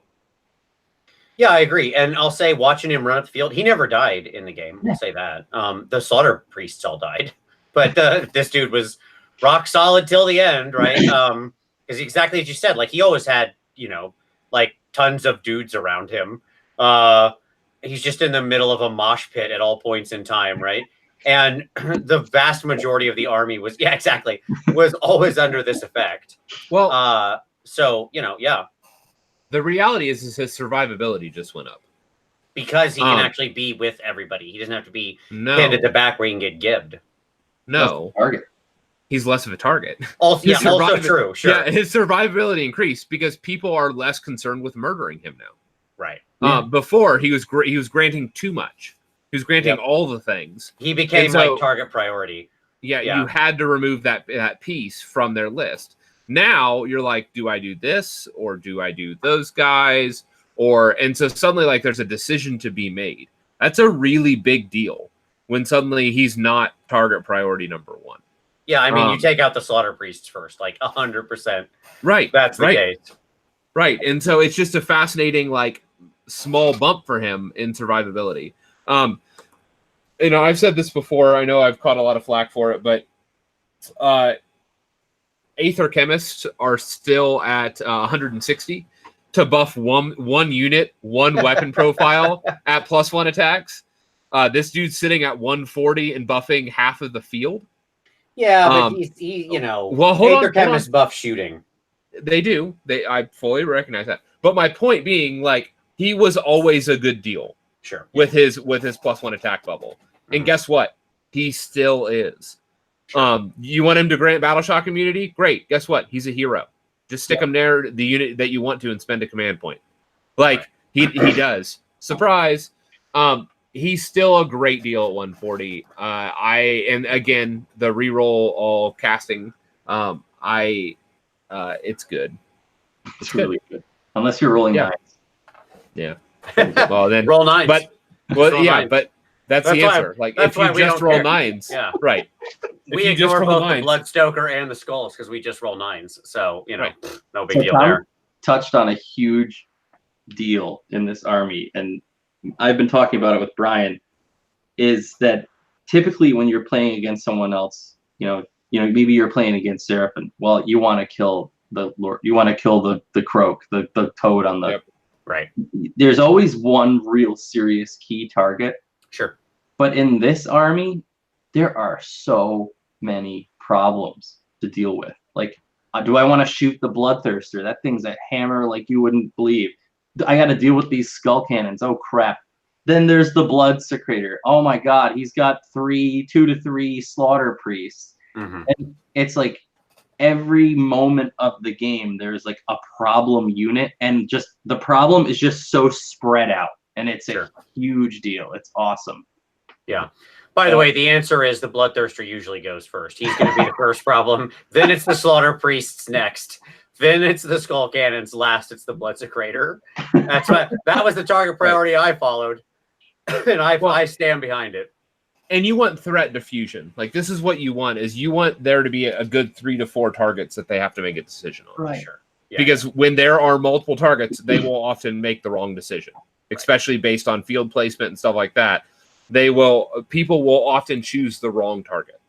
Even when they're a good player, even when they know what needs to be done, they will often choose the wrong one. If there are too many threats, and if threats, depending on where they are in the field, you can force people's hands as to what they're going to attack. Yeah, even if they don't necessarily. As the active player, you're going to kind of position yourself so that your most important pieces are going to be less susceptible to damage or whatever. Mm-hmm. Mm-hmm. So I don't know. It really creates, like you said, a lot of stress for your opponent, and they do often end up making, like you said, poor decisions. Yes. Yeah, I agree. All right. So next up, let's talk about the only out of shape guy in the entire realm of Khorne. There's got to be one dude who didn't get to the gym. And so let's talk about the Bloodstoker. Whippy guy. Mr. Whippies, right? Mr. Whippy guy. Yeah, Mr. Whippy Pokes.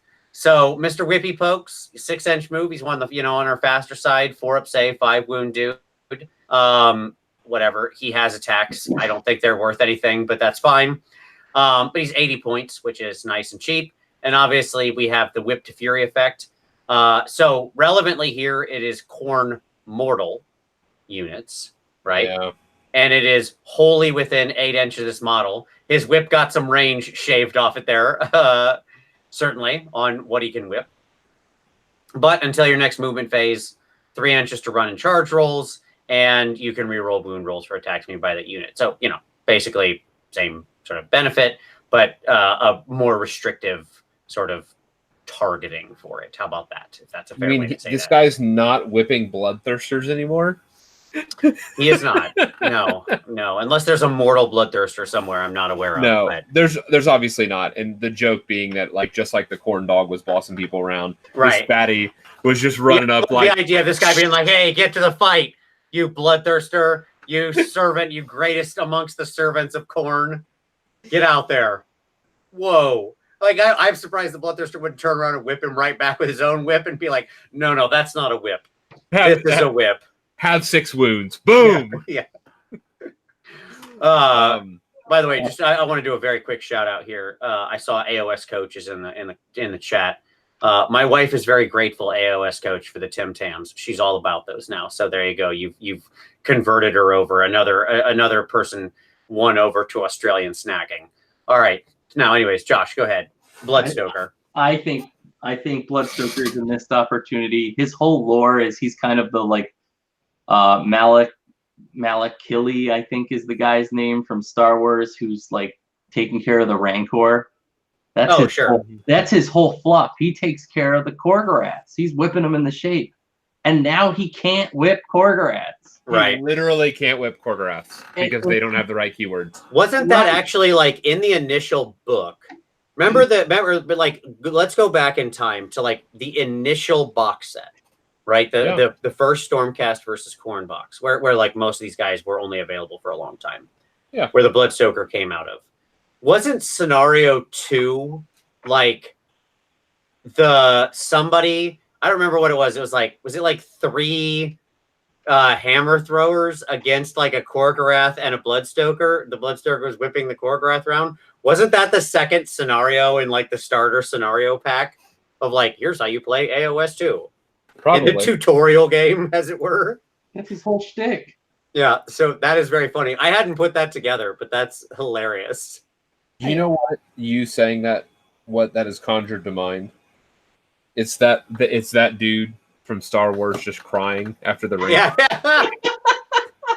Like that's like GW. This is what you've done. It's like I've lost my Korgorats. Yeah, exactly. So another problem with him, and someone mentioned it in the chat. Can he still bloodstoke a Chaos War Mammoth? The answer is he can't do it to the Chaos War Mammoth, and he can't do it to the Dragon either because their base is 0.25 inches too big to whip. Inches too big. Yeah, they can't. That's actually amazing. They're too big to fit wholly within 8 inches of him. Well, I wonder if the right answer then is to stick him on a piece of terrain where he's elevated. So, like, where there's like an overhang where you can get. So, like, if he can get over him, he has to like climb up on a tower. They have to walk underneath. Yeah. Like, some kind So, of like, I wonder if. situation. Hold on. Wait. I wonder if the altar. You know how the altar has that lip, that overhang. Yeah. On like the Khorne Argo altar, you could push the War Mammoth up against the Khorne altar and whip the War Mammoth, and you get 1 turn.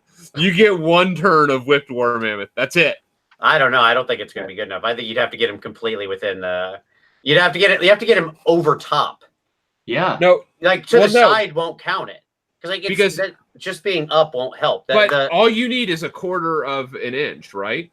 Yeah. You need a 1/4 of an inch overhang. That's 210 millimeters across is the right. But so he's just as bare like base to base. He's just barely shy on the other side by a 1/4 of an inch. And so if you can he's 10 millimeters too far. Right. 10 millimeters. So if you can get 10 millimeters of overhang, that's all you need. 10 millimeters of overhang on any piece of terrain, you can get that mammoth back in that buff. Yeah, okay. The point is, it's real hard. That giant base continues to you bring your own terrain. The You're bane. Like, I'm gonna sit my my whippy boy up top. He has some work to do. Like a GTA Vice City pay and spray to get this guy whipped. So I think he's too restrictive. I think it should be Khorne Bloodbound unit. Sure. Not Khorne Mortal, because then it would work for the Korgorath. And I think it should be wholly within 12. 8 is really restrictive. And he really wants to be run with the Gortide. And the Gortide is now your like big unit alpha striking across the field and tying you up. and it's really hard to fit 30 Blood Warriors or 40 Blood Reavers in that. Like, well, he has to literally like be in the middle of the unit. Right. Yeah. Yep, I'm with that. Exactly. It's a challenge. It's a challenge. Still good though. Still good. He's only 80 points. Sure. Yeah. Dude is cheap, no doubt about it.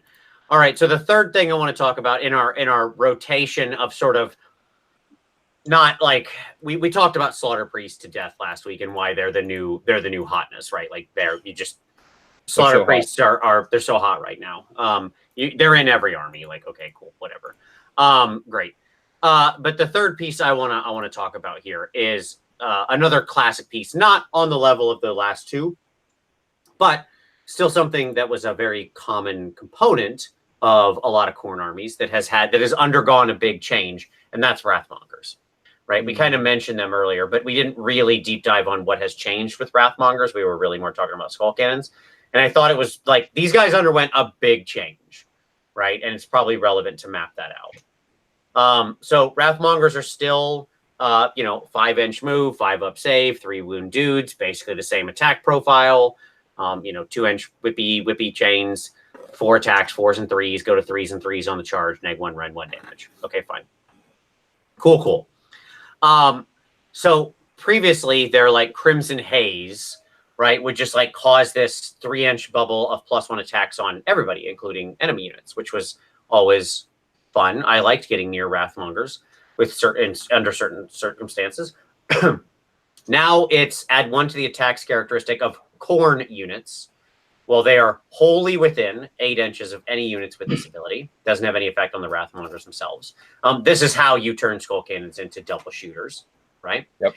And but the point is now they don't buff the enemies they're fighting anymore, right? If you put Wrathmongers into somebody, they're not automatically granting the people fighting them. And they don't buff most of your units either. Like if you have large units. Yes. Yeah, they have to be close, right?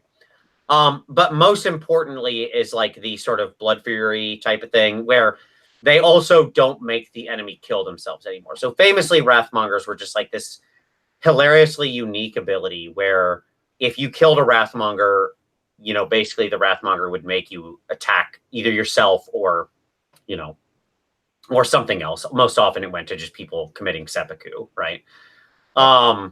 And they lost that ability and now have this ridiculous mortal wound thing I'm not even going to bother to read because it's overtly complicated. Like, I don't know why it's written like that. It should just be like, it's the worst example of just like, stop.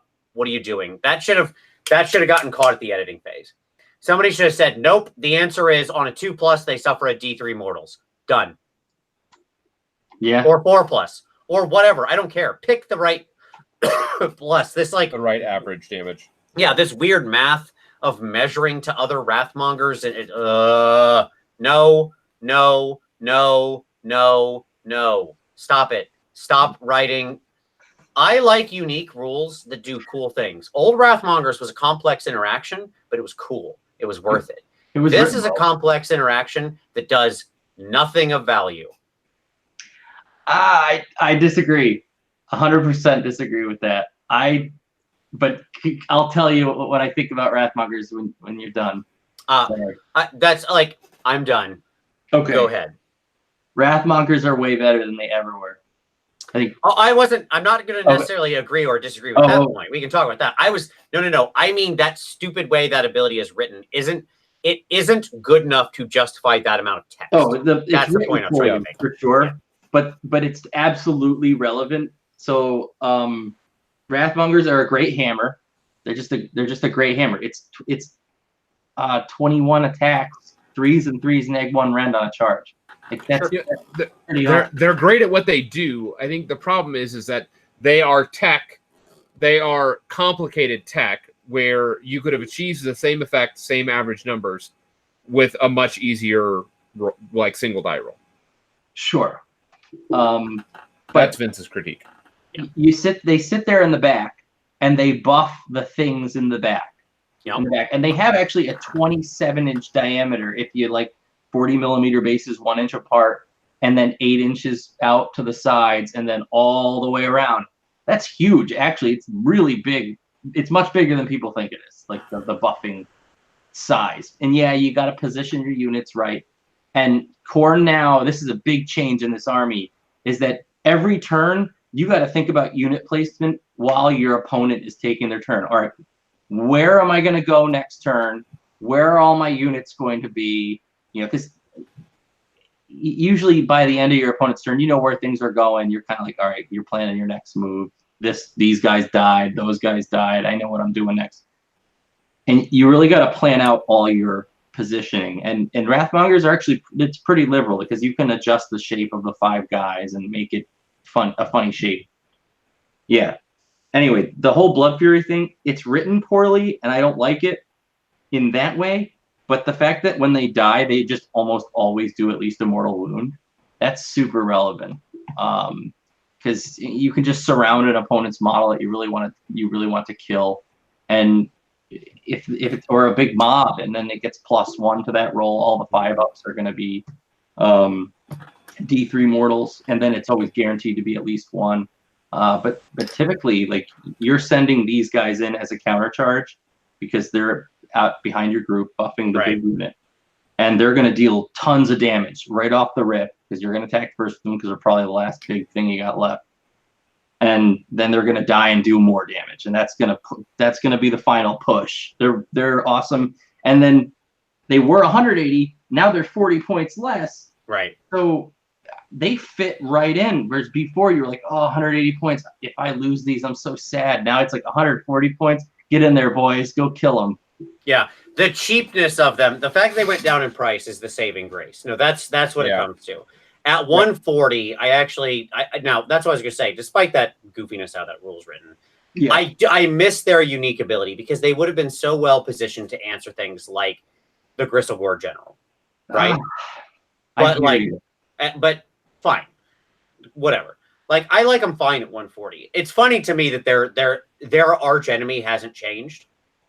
Okay, like, the worst enemy of Wrathmongers remains the worst enemy of Wrathmongers. Like, what you don't want happen is your Wrathmongers to be exposed and get charged by a junk unit, right? Like, Yard Trash is the enemy of Wrathmongers, right? Like 40 clan rats. Oh God, you know, just I'm gonna lose all these guys. Like the clan rats are gonna stab those Wrathmongers to death. And just like and not lose enough to matter in the you know what I mean in the math of it. Yard Trash continues to be their worst enemy. Yeah, the good news is they don't buff your enemy unit. Do you think they should be 140 with the whole like I get to pick one of your models and it gets to fight? No, I don't. I think if they would have kept that, they would have needed to stay at the old price, which is why I still actually think they're fine because that price lowering makes all the difference. Right, because now I think they're an offense/utility piece, right? Whereas before they were like this very unique. They were like, if you've ever had a Swiss Army knife, there's like a couple really weird tools in there that you're like, I don't know where I'm going to use this, but I assume if I ever need it, it's the only thing that will ever function in this way. That's what they were, right? They were like this really weird thing, this really weird tool. But when you needed it, God was it the only tool that would work. Right.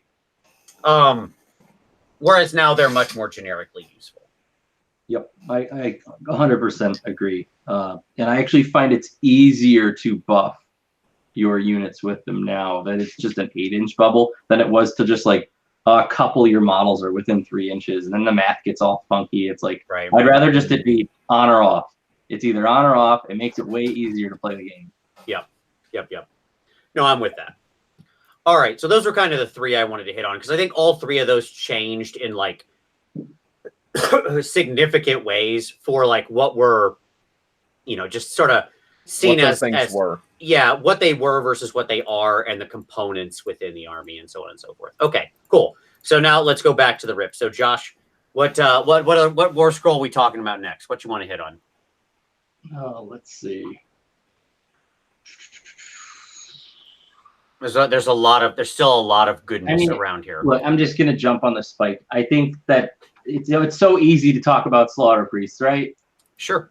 I mean, they just do all the things in this army. They're absurdly powerful for 100 points when you're in this allegiance. But Yep. when you're outside the allegiance, they're 100-point heroes. Right. Within the allegiance, they are so like obviously most of these basically the same things. They're 6-inch moves, 6 wound dudes on a 5-up save, right? Yeah. They can pray. Their own prayers still cause a D3 more, go off on a 4+ and cause a D3 mortals to them on a 1, but the other prayers only cause 1 mortal on a fail. Basically the same number usually to go off. And they still have all the good prayers like we talked about. They still their own personal prayers are still really good, bind and boil. They can unbind like wizards, as well as You dispel don't need the an spells now. altar. One of the big deals, though, is that you don't need Gore Pilgrims to get your rerolls. Yep. Before, you needed Gore Pilgrims. Now you just need to go stand by a piece of terrain that you get for free. Right. And so, like, they summon the judgments. They do so many good prayers. These guys are the engine of the army, right? Or maybe the fuel in the engine, I guess. I don't know exactly what metaphor you want to use, but like, if I have any complaint, it's that I can't picture a Khorne army without a couple slaughter priests. That's my biggest complaint as well. I don't want them to nerf slaughter priests. I just want that power to be spread out amongst the rest of the units. I don't think there's anything you can do at this point because it's built into the allegiance abilities. Right. It's weird. I love how powerful they are. I think they're excellent. But like you said, what ticks me off is I feel pigeonholed into running them because they're so good that when you run an army without them, you feel naked. Yeah, I mean, I would argue Khorne lists are actually 1,800 points because you've already spent 200 on slaughter priests, like from the starting. Yep. Yeah. I mean, and I think we talked a lot about the prayers last week, but I completely agree. Yeah. They are, if any problem is to be had here, it's that they're essential. So, okay. Yep. Cool. Can we talk about Volkia for a minute? Sure. And why Volkia freaking rules? Okay. Good. All right. Now, I've been a Volkia supporter for a long time, right? You're not wrong. And I submit to you that Volkia is better than she's ever been, much like the big boy. She's never really left. She's always offered the same great pinning potential at economical prices, but now she's even better. So 12-inch move, 3-up save, 5 wound hero. She is obviously unique because she's named, so you can't give her crap, right? That's, of course, a standard downside to named heroes. You have one of her, she's unique. But she is incredibly fast in this army. She's faster than the Bloodthirsters, for God's sakes, right? Yeah. And she's quite damaging. Like, that is to say, she's very offensive for how much space she's taking up, as I said before. I made this point last time we talked, right? Like, she's 6 attacks on 3s and 3s, neg 2 rend, 1 damage or D3 damage on the charge, right? So that's pretty solid. 3-up save and neg 1 to all wound rolls made against her in melee because of her shield. And now she has a new command ability where she can, which is a really weird command ability in general, but I actually where it's useful, it's super useful. Pick 1 enemy unit that can fly and is within 16 inches of her, right? And so not wholly within, just within. And so you're looking for an enemy flying unit. That's what I'm saying here. And until the end of that turn, okay, you can use this in the hero phase, by the way, not your hero phase, the hero phase. Right. You can use it on the enemy turn. Until the end of that turn, you subtract 1 from hit rolls for attacks made by that unit. I think that's good and bad. It's a fascinatingly weird command ability. It really is. But I like the idea of giving neg 1 to hit to a big pack of Enlightened. And to, maybe she gets caught up against some Grizzlegore shenanigans. Yep. -1 to hit, -1 to wound. Good luck. They've got to start within 16, which is the challenge, right? They might often be farther away. But... I mean, that's not going to matter to Grizzlegore because they're going to drop 1 6 and she'll insta-give. But Yeah, and on a re-rollable bite. Like, that's not a good It's not about matchup killing for her. It's she's behind the line. If they happen to be Right. within, like, if for whatever reason later in the game you haven't killed that thing yet, I'm pretty down with her being able to penalize them. There's plenty of flying things she can give a good penalty to. There are the entire Nighthaunt army, for example. How about Grimghast Reapers? You know what's pretty good? Giving them neg1 to hit. She can do that. Sure. Those dumb ghosts float. Yep. Okay. Yep.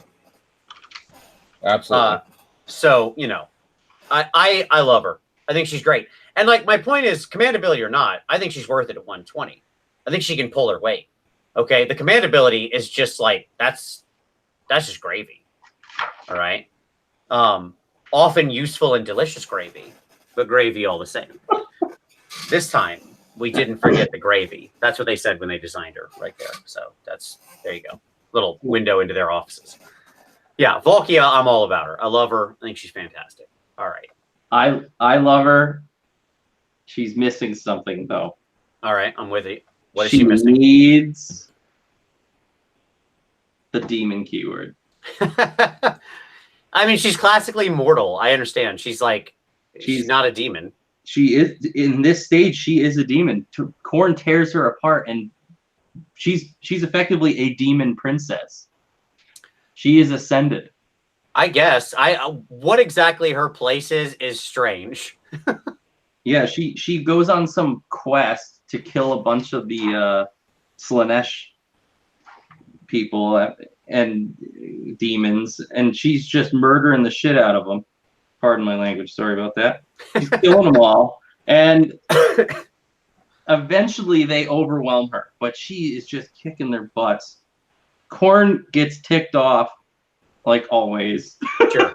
Because he's a child, yes. He's screaming perpetually so angry. loud that all of the Slaaneshi demons and warriors on the battlefield just explode into mist. And she is reborn as a demon. He picks up all her body parts and like remolds her as a demon, like a demon princess. So Nice. she's like an ascended, she's a special demon prince, really, but she's a princess. And so she's missing that demon keyword. It drives me crazy because if she had it, she would be not only lore, like there's a lot of lore inappropriate things in this book, like the Bloodstoker and her not being a demon. And then like also I think it's weird that her command ability happens in the hero phase. I almost want it to be like at the end of a charge phase or like at the beginning of the combat phase, although that would not help against something like Grizzlor. Right. But it would still be, I think, more useful more often. I could see that. The charge phase would be the perfect time. I agree. Like if she could activate it in a charge phase, that would be perfect. Yeah. Agreed. As an aside, I saw this meme, and it's worth mentioning that somebody made the connection that Khorne realistically is just like the Mortal Realms janitor. Because when you look around, there's just skulls everywhere from this unending war that's going on, and he's just picking them all up. Yeah. He's just being helpful. Just clean it up. Just cleaning up all the skulls. Reuse and recycle. That's his motto. It's on all the bases, on all the terrain, and he's like, get them. Clean up, boys. Mm-hmm. And that's why they're all bloody all the time. It's because, they're in the midst of like carrying skulls. Yeah, sure. It's a lot of work. Yeah. Right. Yeah. There's always more skulls. Like skull crushers are just there to make them into powder. To make it easier to carry. Some kind of massive skull-related pyramid scheme. Basically, Khorne is the underpants gnomes, but for skulls. Step 1, collect skulls. Step 2, Step 3, profit. He's got that down. Just looking for that step 2. All right, Tom. What unit do you think we want? What do you want to? What do you want to hit on next? I totally forgot. Oh, I know what I'm gonna do. So I'm gonna touch on a unit that like technically didn't I guess it changed in that it wasn't there in the last book. And it's this weird kind of quarter unit. That's right, folks. I want to talk about Magor's Fiends. Okay. And Riptooth. Okay. So at a lowly 120 points. Sure. You gain a 3 model unit and a 1 model unit. Yeah. Okay. Uh-huh. And do you know what this says to me? 2 blood tithe, just written all over it. Because, like, man, how fantastic is it? You can just buy blood tithe early on. Because I've talked about the machine. Sure. Like the blood tithe, the machine. And now you can, like, throw this in and you're like, hey, hey, doggy, you who wanted to ascend to Karnak's level, snap, and just, like, break his neck and immediately, like, make the blood sacrifice. Gain the from the prayer, gain blood tithe there, and for losing a unit. He's only 2 wounds. Yep, he's a 2 wound dog. He's just a dog. He's a named he's dog. Just a dog. Yeah. And he's a whole unit, so you're going to get an entire blood tithe from that 1 2 wound cost. Okay. And then so, like, it's just it, and then you get a little 3-man 32 mil base screen. Yeah, sure. For zoning, this is a really nice 120 points. Like, people think it, like, may think I'm insane here, but, like, it's not a bad deal for what it's doing when you're rounding out the end of your list. That's what I would say. Okay. I like it. Anything that adds blood tithe, I'm pretty down for. It's one of my favorite units in the game, just for the same reasons Tom mentioned. It's just a great unit, and people should use it more often. Nice. Boom. All right. Okay, Josh, what do you got? What's next up on the hot pick list? Hot pick. Many scrolls. I say Unfettered Fury Thirster. All right. We haven't talked about the Thirsters yet. I was wondering when they were going to come in. All right. So the Bloodthirster of Unfettered Fury. Standard 10-inch move, 14 wounds, 4 up save. This is the boy with the lash and the mighty axe of Khorne. Right? So he's rocking 4 lashy lash attacks and 6 of his axe attacks on 3s, unwounded 2s, -2 Ren, D3 damage. This is the guy with the land rebels, right? Where start of the hero phase, you roll a die for the units. On a 5-up, they take a mortal wound. And he can make people not retreat, which is obviously quite powerful. And in the current meta against Skaven. Sure. Yeah. And he is a greater demon, so he has all the Locus of Fury activation within 16 inches. And he can basically, at the start of the combat phase, he can put up basically a bubble that makes it so friendly Khorne demon units wholly within 16 of him are eligible to fight in the combat phase if they are within 6 inches, and they can pile in 6 inches. Okay. So that's the rundown on him. So in a world where you're trying to stick in, this ability to force people to stay engaged is just super powerful, I think. Especially in things like Tyrants of Blood, where I think we talked about it last week, where you attack with 1 Thirster and you can attack with any number of Thirsters left over in that battalion as long as they're within 3 inches of an enemy unit. Right. It forces your opponent to stay there, engaged with your Thirster. So that way, if you give him, for example, the artifact that allows him to attack first, you can therefore always attack first because you keep your opponent's minis in combat with them. I think it's super strong. I think his command ability is totally relevant, especially in a world without unlimited artifacts. Being able to pile in if you're within 6 means that you're just going to run. You're going to run forward within 6 of the enemy units, and you're going to pile in. Yeah. He's a wonderful answer to the meta. Like right now, with things like Gristlegore, right? Mm-hmm. He gives the 6-inch pile-in.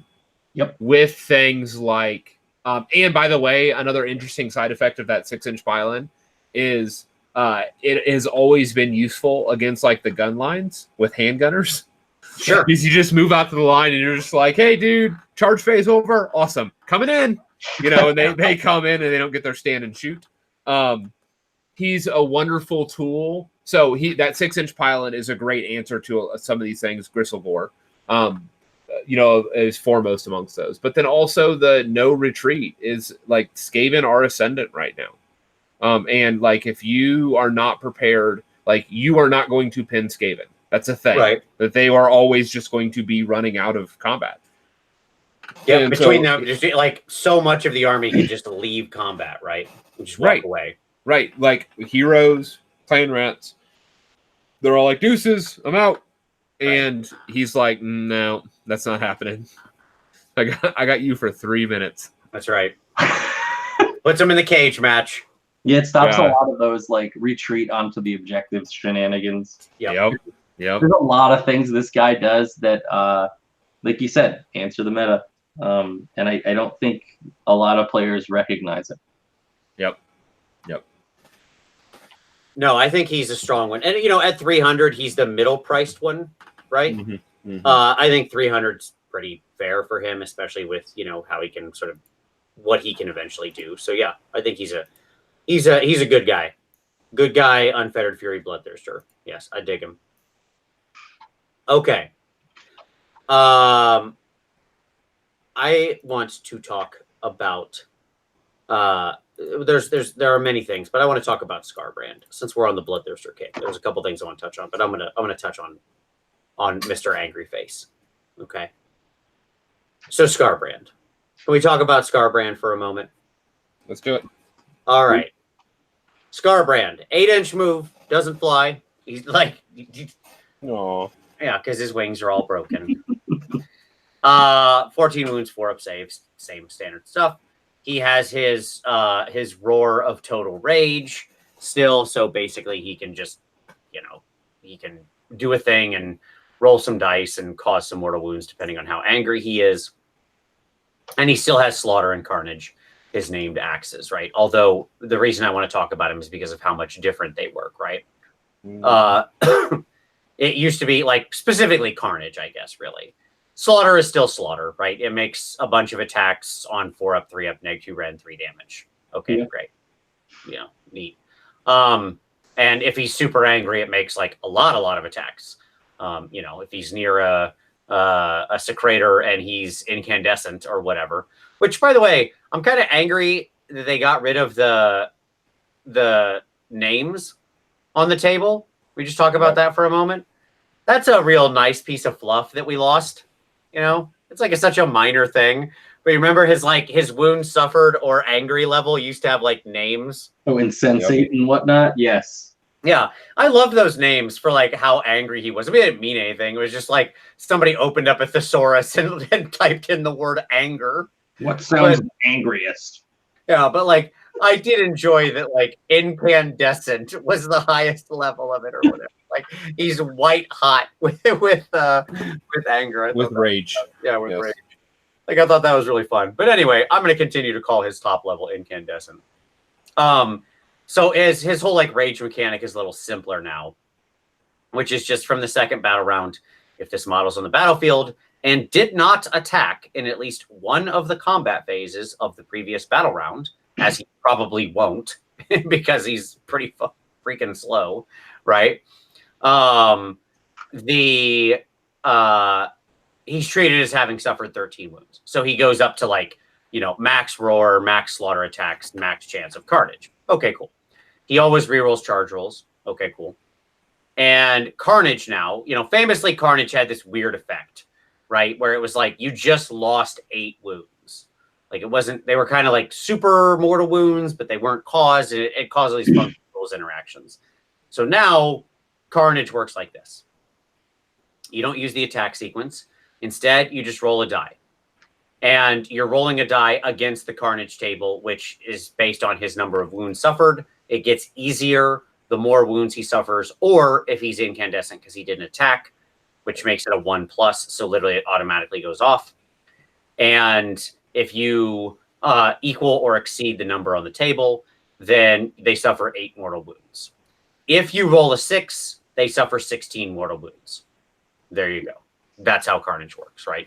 So that's, he's very scary on round 2 if he didn't fight in round 1. If he then gets like real beat up but doesn't die, he's scary in round 3 until he's just dead, right? Like that's kind of how he ends up working, right? Yeah. What do you think of Scarbrand? Is the big angriest of all the bloodthirsters worth it now? What's your feeling, Josh? I don't. Maybe you can answer this for me, Tom. I don't know if Carnage gains additional attacks because you do not use the attack sequence with the Blood Secretor. Correct. You do not. You will never gain extra attacks. So that's kind of a. No, he would. He still does. He does? He does, yeah, because you don't use the attack sequence, but Carnage still has an attack. Oh yeah, number. it does. No, you're right. It's about where whether or not it would trigger is about where the bar starts. You know that bar of ignore all this crap. He has a 1, and then he has the bar. So if he's near a Blood Secretor, he will Carnage twice. And if he's near a blah blah blah, whatever other attack triggering bonuses. Right? Well, but yeah, it's not auto damage because you still have to hit, and in this world of penalties to hit, that's kind of a big deal. Carnage doesn't roll to hit. Carnage just roll to hit. It just literally rolls over the number. That's it. It's the simplest sequence in the world now. Yeah. You say I'm attacking with Carnage, and you roll however many dice he has per attack. I had both books open. Oh, you had both books open. Okay, to compare changes. Yeah, it's the only attack that hits on a 1. Right, yeah, it does hit on a 1, yeah. If he's incandescent. Well, it doesn't hit. So what I would say is this. As a non-Khorne player, I loves it. And do you know why I love this? Because now Marathi's like, Skarbrand? Cool. Yeah. Sure. Cool, I got this. Or Nurgle's like, mortal wounds, cool. I'm in. I mean, it's still a lot of mortal wounds. It is. Potential for 16 to 32 mortal wounds is still easily negated, even by a bevy of 5-ups. Sure. I think he's like the ultimate countercharge unit. So when you have Skarbrand in your list, you have the Blood Secretor and you have the Wrathmongers, and he's got a small base. Like here he is, he's teeny tiny Skarbrand compared to the other Bloodthirsters. I mean, their bases are, they're almost twice the size when you think about area. But he's kind of small, so he fits within the 8 inches very easily of the Wrathmongers. And so he's going to get 3 attacks with Carnage on a countercharge. And he's going to do guaranteed 24 mortal wounds on a 1 if it's in the second round. Right. So he's pretty scary. He's expensive. 400 points is not cheap, and if your opponent shoots him, he's got a 4-up save. We're moving into shooting world. Like we're moving into a world where like Auric Hearthguard are going to be back there deep striking, doing 2 wounds on 3s and 3s. Like, I still think he's a liability. Yeah. That's where I'm at. That's the bottom line with Skarbrand. When in an army where you have like all your threats kind of like divvied out amongst your units and there's no real single target, he creates one, I think. Yeah. It's funny to me that we're talking about a guy that, as you said, like if he didn't fight in round 1 and gets into combat in round 2 with a Secretor and Wrathmongers round or anything like that, that's going to take him up to 3 attacks. We are literally talking about a guy that will automatically deal 24 mortal wounds, right? Like that's the hard math. And he's also going to do other damage. Yeah, he has other attacks too. Like that's not counting the 11 attacks he just made with Slaughter. Right. Yeah. So and he rerolls all the 1s now, no matter what. Right. That's Yeah, because he's all benefiting from his own locus. Right. So like it's hilarious to me that we're talking about a guy that in not that stretched of a scenario automatically deals 20. No real rolls happen here, right? It's just you roll 3 dice for imaginary reasons and go 24 mortal wounds. You just literally like by the way, the way you roll that is you pick up your 3 dice, you look your opponent dead in the eyes, and you just go 24 mortals. Right? You don't actually look at the dice. That's how you got to do it. You got to steel gaze it. Now I understand that one of those could be a 6, and then hence it's like actually more, but that doesn't matter. That's right? even You gotta hard roll it. My point is, I agree with you. We're looking at this guy and going 24 mortals, sure, but I don't know, he's a liability. Like, you know, just it's hilarious to me that this is the world we live in. I'll point out this is like the original cost for Durthu. Right? Remember when that guy was worth 400? Or if he, I don't know if he really was, but people ran him at that price. It's just funny how the game's changed. But at any rate, I agree. I think he's like the most dangerous unit you'll never see in lists. Right? Yeah. Like he's not going to get taken. I think people will play him though. I think he's. People will play him. The people will play him. Like, don't misunderstand me. It's just that like any good list is going to have a response to him, and that response will shut him down. Yep. And like you're sitting at 1,600 and your opponent's at $2,000. I mean, which like don't get me wrong, people can win games at 1,500 points, but you know, it's a thing. It's not how you want to start most games.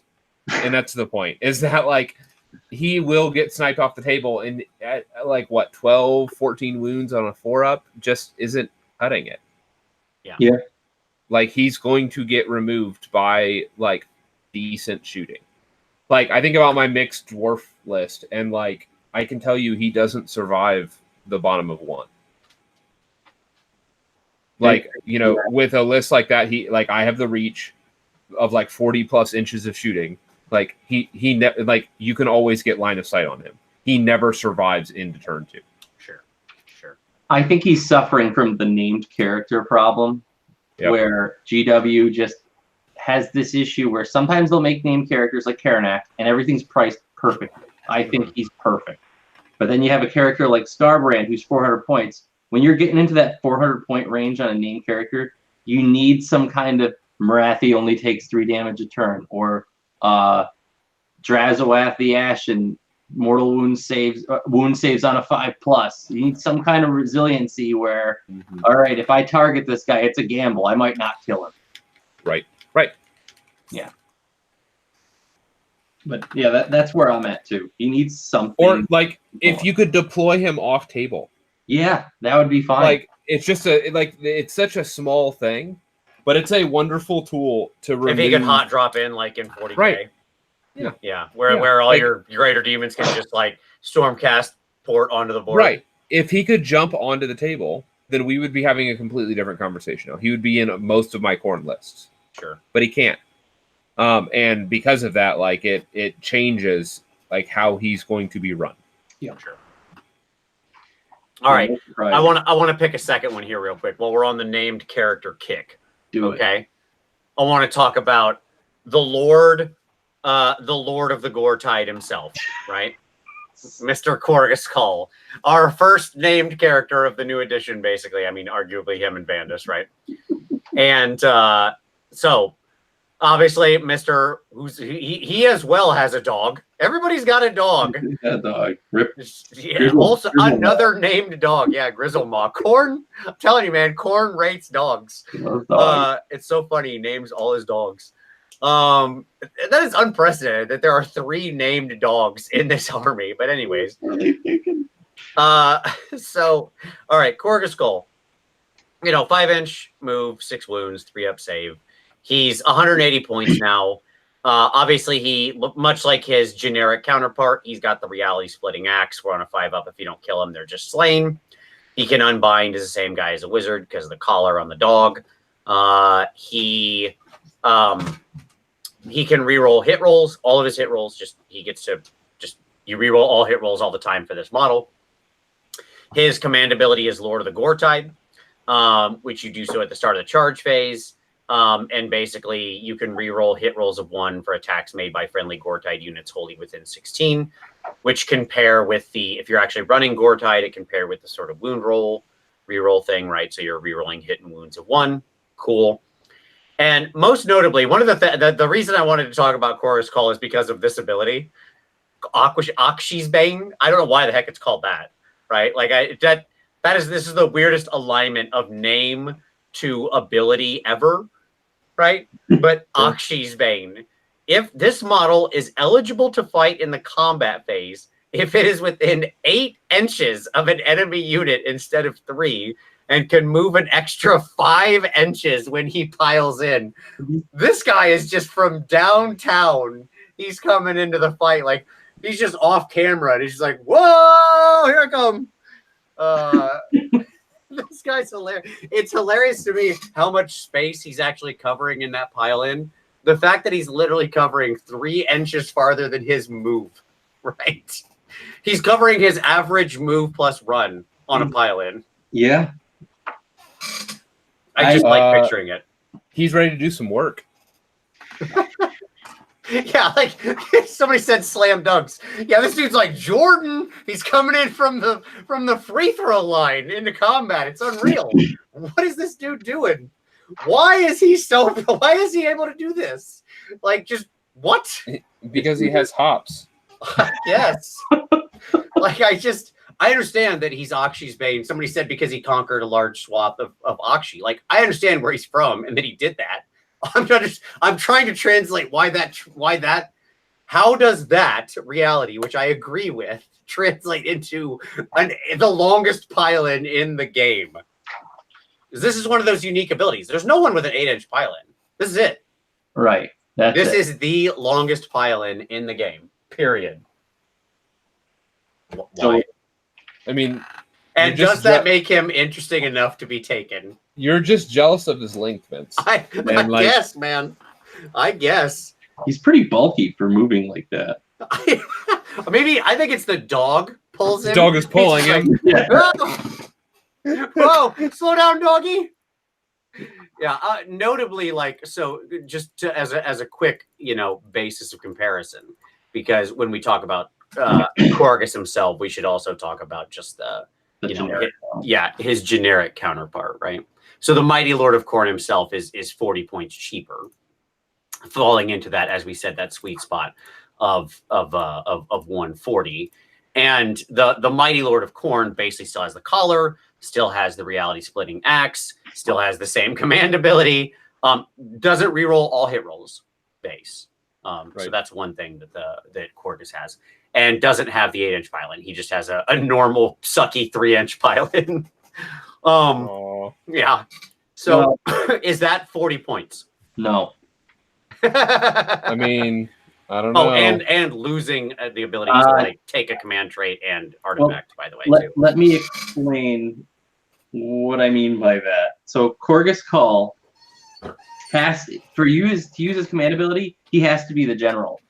And his command ability only affects Gore-Tide units, so you have to take the Gore-Tide. Right. And by making him the general, you forfeit the command trait and artifact of power, the command trait. So the real question is he 40 points better than a Mighty Lord of Khorne who has +1 damage to all his attacks? And maybe you take, Thornbreaker's Torque with that guy as well. Who knows? Because then you have to take at least 1 artifact of power. Now he's ignoring all save rolls that target that model. Like, my answer is no. By the way, this is a trap. No, Right. Korgus is still terrible. Like, the Mighty Lord of Khorne is obviously better between his customization, what you can put on him. Like, the dude can be so much scarier. Yeah, for 180 points, if you're restricting him specifically to that slaughter host, then I don't know. You really need to beef him up a little bit if he's going to have that much restriction. Realistically, you're going to get that 8-inch pile-in. So hold on one second. Here, I'm going to lock on me. So I want to take a moment. Hello, my wife just came home. And I want to take a moment to, so most, like 90% of the merchandise is shipped out. Okay, so if people ordered stuff, there's some stuff that's still waiting. I need a few more boxes, and there's like some international stuff I'm still waiting to ship, but I'm trying to get everything out I can. Most people should be getting their stuff sometime soon. But I'm saying that, when I say it's shipped out, you have my wife to thank for that, who went above and beyond the call of duty, who wrapped everything, shipped did an incredible amount of work, and I wanted to just publicly acknowledge here in the show and thank her. It's about time. Because absolutely, because seriously, in all seriousness, that happened because she is very responsible. So there you go. Thanks, Kathy. Yeah. I'm wearing the shirt too. Yeah, you're even on brand today, which I appreciate. I am. Reppin'. And they should have little notes in some of the packages. Yeah, some people will receive special notes. I don't And know you what can those tweet say. I did not see them. They were just written by her. So there you go. So I just want to say thank you, dear, on the show, and much appreciate it, and give you the due that was due. Man, how appropriate is that? Amber shows up on the show. Well, let me start this. Kathy shows up on the show and gets accolades Yeah, and thankfulness. Amber shows up on the show and she's like, "Where's my damn charger?" yeah. Hey, Tom's wife showed up earlier in the show and was because Tom stole her charger. Sorry, that was Amber's guest star today. Nice. So there you go. Nice. I'm on point. I could really do it out this way. Sure, that's fair. Here, we'll move the chair in the way. There you go. Yeah, I don't. There you go. I don't like the It Tom. just it doesn't Tom's it doesn't okay. seem as Tom is like a boob. Mhm. I am. Well, and then Tom is a boob. Okay, thank you, dear. All right. Okay, back on brand. Back on message there. Yeah, there's no way that that Korgus is worth it, and it's kind of sad to me, right? Because he's like the Lord of Khorne. I was really looking forward to something super cool with this guy. Like his 8-inch pylon is cool, but like realistically, you're gonna maybe make that happen once per game, and the amount of the impact it's going to have on the game, unless you roll that 5 up on like a monster, slim to none. Slim to no. There's like almost zero impact this guy's gonna have. But I don't know. So I'm gonna play devil's advocate here. All right. I don't. Oh, good. I don't think he's good. Uh-huh. I don't think I would ever run him. So let's just get that out of the way. Okay. We call this a weak defense. I'm ready. A lukewarm defense. Yes, but the fact that he threatens 8 inches on the pylon with the reality splitting axe cannot be underestimated. True. Because he like, oh, you're bringing Marathi in, huh? Cool. How far are you? 8 inches? Got it. Yeah, but he's got he's on a 60 mil and doesn't fly. Like it's pretty easy for that guy to just get stuck. Yeah. That's like I agree. I think his threat range would be awesome if he could like fly or wasn't on a giant ridiculous base. Or if he was like on Valkia's base, if he was Valkia, if Valkia had this ability, sure. Yeah. I mean, it would be nice if all of his attacks were 2-inch range. Yeah. Sure. Like that would make it more functional because then he could attack over a line of units. Like he could attack over, a unit of Blood Warriors or whatever. Right. But all I would say is that like that Insta-Gib threat on an 8-inch pylon is not insignificant. Sure. Okay. Fair enough. I accept that lukewarm defense at best. Again, I don't know I would ever run him, but I would at least think about it. Sure.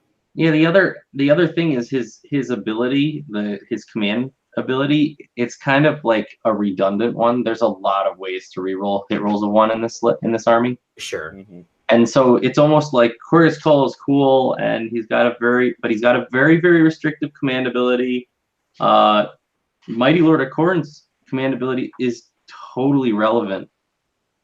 He rerolls all failed charges for units within 16 inches. Like that's way more relevant, I think, in this army. Sure. I mean, maybe I hate that. I hate that ability. Because now all heroes do that for 1 point, and you don't have to preemptively use that ability. You can wait until somebody fails their thing and then spend the command point. Yeah, there's always the question of whether or not the bubble is worth it, right? It certainly makes it less valuable. Yeah. Yeah. Like, all right. I hate it. I get it. And I understand why. Like, there's a couple that are still written as just like pick one and they can do it. And I'm like, nope. Get out of here. But what I will say is this, like, Korgus Call doesn't have to be the general. To use the command ability, he does. But but he doesn't, like, if you're using him as your general, I would argue you are using him wrong. Because for generals, you want them to be able to be out of the way. Like, because oftentimes there's like assassination missions for generals and stuff like that. Mhm. And so you want to be able to pull your opponent apart by your general often being a non-essential piece. And so, like, you're not I going don't to. disagree with that, but that also still feels wrong. When you Yeah. say if Korgoskol is the general, you're doing it wrong. No, the rules are doing it wrong because I Right. don't want to make Korgoskol my general, the Lord of Khorne in Right. Akshi. Sure. You should be forced to run him as your general, and he should be way better. The way his ability works, I want him to be able to be a sacrificial piece. I want to be able to throw him into a combat to threaten a big, scary piece to auto die. That's what I want. And so I want him to be a sacrificial piece, and that's exactly what he is. Like, in his current state. Because you can throw him in any blood host, right? When Korgus himself, yeah, you can add him to anything, but he is Gortite. He's always Gortite. Right. He brings Gortite with him. But yeah, you can have him in anything. I know how they fix him. All right. Okay. Hit it. Korgoskol has to be your general, but the Gortide command, his command ability is that you can use the Gortide command ability on any Gortide unit. Oh, so demons as well. No, yeah, sure, whatever. But he has to be the general. That's it. Right. Yep. No, that would be awesome. Because That would be awesome. That's fitting. He's like this total badass. Yeah. Go get him, boy. It's like Sure. that's his whole thing. But Yeah, I I don't dig think that. bloodletters would be. It wouldn't even matter. Like you'd probably Sure. maybe mortals. Maybe any Gortide mortal units.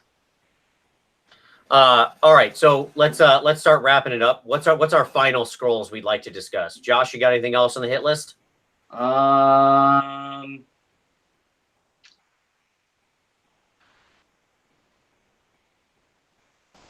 And we got to touch. Let's talk about the dragon. Now, I mean, there's a lot of. Oh, you want to talk about the dragon real quick? He's not in the book, Yeah. but he's Yeah. still relevant. I want to talk about the dragon in the new Khorne world. All right. Okay, that's fair. We have him right there, so that's fine. So, Josh, talk to us about your cat. About what? Your Like cat. Cat. Like yeah, this is I saw your dog at the beginning of the show. I think that Grizzlepaw. thing is legitimately the same size as your dog. yeah. Well, the wings fit perfectly on my dog. Makes my dog look like a demon. But yeah, I think the Khorne dragons. I don't know if he's better or worse. There are ways to make him reroll wound rolls of 1, and basically he wounds on 2s across the board. So and you can run like a shrine, a war shrine. You don't have to run a battalion anymore with him because he's effectively the battalion on his own. You can run him in a slaughter host, so that way you can reroll wound rolls of 1 by just being near an objective. Sure. With the Gortide. So you don't need the whippy guy anymore. And he moves relatively quick at 12 inches, and he can reroll a charge with a command point. So no big deal. A 6-inch charge and an 18-inch gap. Who cares? You can take, for example, well, you can't unless you take a battalion.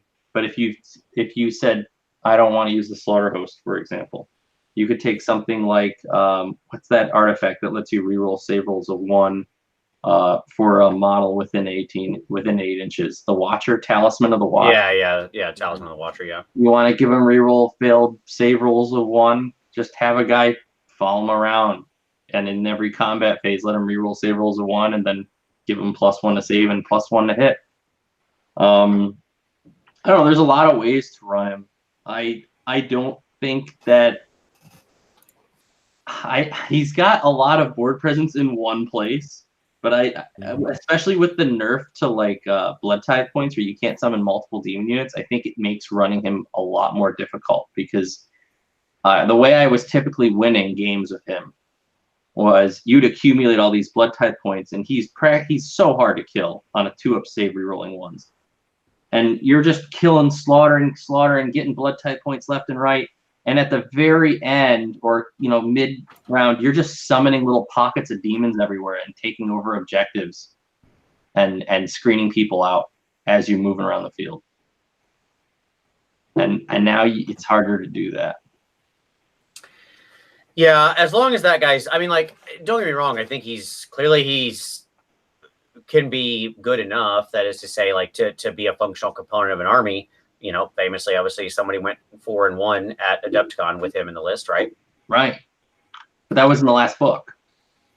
True. Right, that was last book. True. And that's what I was asking is, like, in the new world, like, do you think it would have that different of an effect, though? I don't know that he was, and I don't know if it hugely would. That's what I'm benefiting asking. from that. Yeah. Right. So the real bonus here is blood type. So you'll get to attack more often with it. Right. Right. And all your 6s will count as double. Right. If you get that far, you're spending blood type points to kind of make a charge roll and get him into a nice position after you wipe out a unit, or make an additional attack in the hero phase to just like polish off that hero during your opponent's turn. You know, or like I said, like towards the end of the game, you killed all these things and you're just like summoning units all over the place. But yeah, I mean, to me, he's a fun model. Yeah, he's a fun boss model. Yeah. At 1,200 points, he sucks up too much of your army where you're not losing your own stuff to generate blood type as well as. Now, he'll certainly kill the enemy. Right. Like, that's fine. Sure.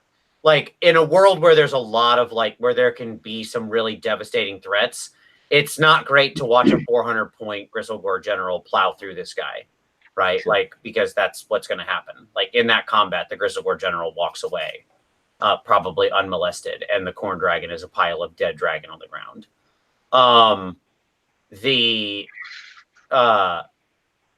You know, and, like, and on and on and on. Like, in a world where movement can get restricted, like him getting his movement capped down by any of many things that can happen is not good.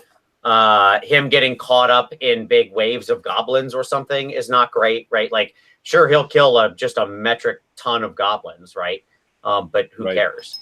Like, the goblins don't care. They've still dealt with that thing for a turn.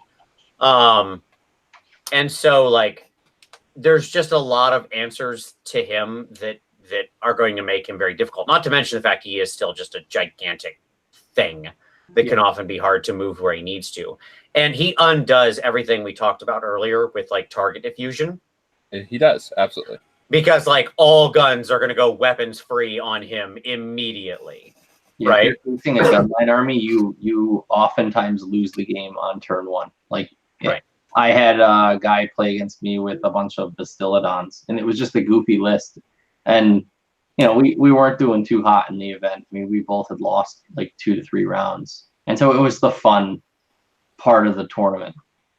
And he shot me. Right. I killed the dragon in turn 2. It was like, my dragon didn't even get there. Right. I breathed fire on his Slann, killed his Slann, and then he shot me off the board, and that was it. Yep. In came the laser dinosaurs, and there it was. No, that's fair. I mean, like I said, he's a fun piece. He's never going to be like that super competitive piece. I think that's just the nature of it, right?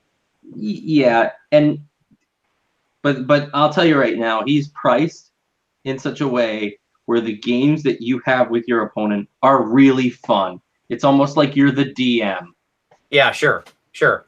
And it feels like a challenge when you're up against him. Unless you're playing a gun line, don't bring a gun line to the dragon list. Bring something fun. Yeah. I don't know. Yeah. A bunch of Argonaut company sounds fantastic. Oh, geez. Yeah. What do you, Tom? To be over in turn 2. GG. Yeah, exactly. All right. Go Tom, on. you got the dragon. Anything you were about to say, Josh? I'm sorry. When he mentioned the dragon, what was the other thing you wanted to talk about? I want to talk about Mazaral the Butcher. Wow. We're just picking out all the weird ones. Okay. Let's talk about Mazaral the Butcher. Holy crikey. Let me bring up his... This guy is not on my radar. I cannot talk about this dude. All right. He's much better than I thought. Here, I'll just share my screen with Yeah, them. sure. Let's all look at Mazaral the Butcher together. Is this the right one? Good. It's the most recent one. Here we go. So I think this guy is better than people say he is. Is He's this got- the big like Forge World ridiculous thing? Yeah, He's the father. He's the father of Korgoraths, but Yeah. he's not a Korgorath. Yeah, well, no, the Kargarak guy is Skarak. This is the Oh, sorry. So he's a Chaos Demon Prince. He doesn't have flying or anything like that. But he's got 12 wounds and a 3-up save, which is already super beefy in Khorne because you have all sorts. He's effectively a 2-up if you want to be real aggressive with him. But he's got a reasonable, like kind of a BS range attack, right? But he's re-rolling all hit rolls of 1 with all these stats. Sure. That's pretty good in the new book. I don't think he did that. He didn't re-roll hit rolls of 1 before, so that's huge. Harumi, only 4 attacks, but anytime he kills an enemy model in the combat phase, he adds 1 attack to the attack profile. So if you can imagine, you're probably hitting with 5 attacks. Sure. The first time, and they're relatively accurate with all the buffs that we get in our army. Sure. And if you're running in Bloodlords, for example, if he attacks a hero, he's re-rolling wound rolls of 1 as well, or monsters. So yeah, like if you get him into a 1 wound block of models, like he becomes as killy as Skarbrand. Right. Because like those 4 attacks going in will kill 12 models, and all of his attacks will shoot up plus 12 attacks. Well, no, if any enemy models were slain, he goes up by 1 attack. So he's basically going to start at 5 because you assume he's near like a Secrator or anything else. Yes. Different ways to get plus 1 attack. And so then like he's going to be on 3s re-rolling 1s, probably 3s re-rolling 1s in any of a couple different ways, including his own command ability. So it's not right? plus 1 for every model that dies. No, it's just Ren Neg 2, Okay. damage 3. Right. Yeah. So then if that round he fights and kills somebody, it's then 6 attacks, and then the next round, and so on and so forth. So he kind of becomes this little train, this little death train. And I think that he's easy to protect because he's a 3-up save. You can. Is he on the Demon Prince base? He's what on the base is he? Skarbrand base. He's about Is that 100? He's 100, I think. He's a little bit large. He's a little bit smaller than Skarbrand. So it might be the 80 mil round. Let me look it up. Okay. No, that's fine. He's bigger than Demon Prince, but he's on like a weird base size. Gotcha. But And how much is he? Like, what's his point cost? He's 340. He's only 20 points more than the Wrath of Khorne Thirster. And sure, he's kind of like a beat stick, but he moves at 12 inches, which is pretty fast in a world where we're starting 18 inches away. He's got a 3-up save, which is easy to a 2. And he's a demon, so he's re-rolling all the 1s. And his command ability lets him re-roll all his wound rolls as well. Yeah, I mean, Is he just a regular demon or a greater demon? He's just a regular demon. Okay. so you lost me at 340. Because you know what 340 is? 60 short of Skarbrand. And like this guy's sitting in the same place as Skarbrand. Only Skarbrand doesn't need to like fight every turn to amp up his damage. Okay. So another bonus with this guy is that you can target units of skull cannons and let them reroll all wound rolls of 1 for attacks made by the unit until your next hero phase. That's another big bonus. So he combos well with the skull cannons, and you don't have to target heroes, which is another sweet thing that he can do. But his command ability is broadly applicable, right? Because it's just any born. Right. And it's one of the few command abilities left that runs until the next hero phase. Right. Right. What I'd say is if he was like 320 or 300, I would love this dude. He does feel like a tad too expensive. Not crazy so, just a tad. Right? GHB 19, baby. The era of Mazaral the Butcher. Come on, bring him down. He comes down 20 points. I think that's the perfect point. He's worth about as much as the Wrath of Khorne Thirster, I think. Mm-hmm. And also 80 points, like you can't make the same argument then, Tom, of like 80 points with Skarbrand, because 80 points is any of another wide selection of heroes in the Khorne army. Right? Yep. I totally agree. I think he's pretty good. I think that, like, you're right, Tom, he would be a lot better if he was like 320. That would fit nicely, like you were saying, with army list building. It would also fit in the 100. No, it doesn't fit in the 140, man. Whatever. What a fascinating pick, Josh. This is a great one to end it on. Well, or to end your pick on, because I've got one more pick. Do it. Josh, you know what we're going to talk about. You know what the last model we've got, the last Warscroll we've got to discuss is. There was only one last model we were going to talk about today, and that last model is still the greatest of all time, the Exalted Deathbringer. That's right. This bad boy, the Exalted Deathbringer, not like he was great before. Last time we discussed him and you were anti him, I was pro him. I won that hands down. We all agree that we all came around to the Exalted Deathbringer. Now, the Exalted Deathbringer rocking in at a fat 80 points. 80 points, okay, for this dude. 80 points. He's all good. right.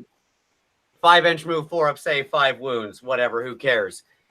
Same rules apply with his weapons and crap, right? He still has all the same weapon junk because it's still the same model, yeah?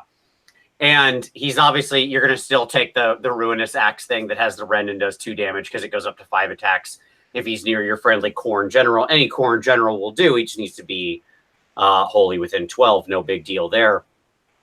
Now, if he's ever touched at all, if you try to inflict a wound on him that was done by a spell, 2+, he ignores that. Get that weak sauce out of here. He's not all about that, okay? If he's got the shield. You're not going to give him the shield, though, okay?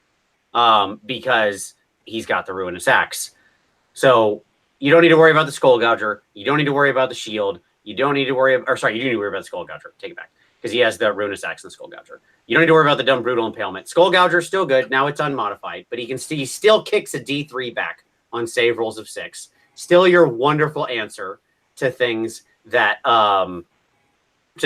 you know, come in and deal a whole crap load of attacks. He still rolls all the saves, and every 6 is still a D3 mortal wound. Sure, you can't make it like a 4-up anymore, but it still happens. And now let's talk about the beauty of his command ability, because we were all sad when we lost the Battle Shock immunity off of the Secrator. But the Exalted Deathbringer was like, oh, I got these guns. Don't worry, I can carry you all. He lifts them up because the Exalted Deathbringer has a command ability that you use at the start of the Battle Shock phase, which I love, talking about like last reasonable moment to use a thing. If you do so, pick a friendly model. Until the end of that phase, you do not have to take Battle Shock tests for friendly Khorne mortal units that are wholly within 18 inches of that model. That's quite a radius around him. Like, that's a big radius of Battle Shock immunity. I love him. I love him. He's great. Worth every dime of that 80 points. I agree. I think he's really good. But although the Skull Gouger doesn't work the way you think it does, the unit just suffers D3 mortal wounds at the end of all the attacks. That's the only thing. But he's still totally worth 80 points. No, that's not true. In the combat phase, if the unmodified save roll for an attack that targets a model armed with a Skull Gouger is 6, the attacking unit suffers D3 mortal wounds after all of its attacks have been resolved. It's the same wording as like the shield on the sisters. Like on sisters and Oh, you're right. Wow, that's better than I thought. I misread that. He can just be like kicking back like crazy, man. He's punching hard. He's like a super blood warrior. Yeah. Really good. Yeah. But wow. That's pretty awesome. So I dig this guy. Yeah, I think he's an 80 point. He has an 80 point win. Mhm. So I mean, he is like, yeah. And again, you might be like, well, sure, but somebody can remove him pretty easy because he's 5 wounds on a 4-up. To Sure. which my answer, as everything we've said before, is Please do that. Knock yourself out, man. That means you're not killing the units that I'm trying to make Battle Shock immune, or my Slaughter Priest, or the Bloodthirster that's coming at your face, or the 16 other threats we just talked about, right? Like, this dude just rolls around in the middle near whoever the heck your general is, and is like just chopping heads and kicking back mortals and making everybody Battle Shock immune. Just rock and roll all day, all night. I love this dude. I love him. He's solid. I can't disagree with you. As soon as I saw his Warscroll, I read it, I was like, that makes sense. Yeah, that's one thing I have to hand to GW is, for the most part, there are some exceptions, but it's tough to do this with an army like Khorne where there's a million units. Yeah. Every unit here, aside from 2 or 3, has a purpose. Well, it's so funny too, because when we last discussed the Exalted Deathbringer, right, I think your pushback was like, if only he had a command ability that was useful. I think that was like literally the thing you were trying to get him to have. And I read this and I was like, oh, they heard you. So there you go. They were like, no problem, we can do that. I have a feeling that somebody at GW is listening.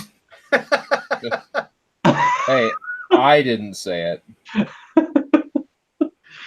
But I think you're right. Yeah. No, I was super stoked to see this dude. I love this guy. I've always loved this model. I think it's a cool as heck model too. And I think he just like pound for pound, this dude's great. Yeah. So there you go. Exalted Deathbringer, the once and future super awesome scroll. So there you go. Cool. Well, all right. Any closing thoughts on Khorne? I think we're gonna see lots of Khorne bouncing around in the meta. I think they're gonna do, I think they're gonna be a strong contender. It's gonna be painful. I don't think there's anything in this book that I found offensive. Like this book has no rat trap, no Gristlegore general that everybody's going to be offended by. I think this book just has a lot of really strong things that work well together.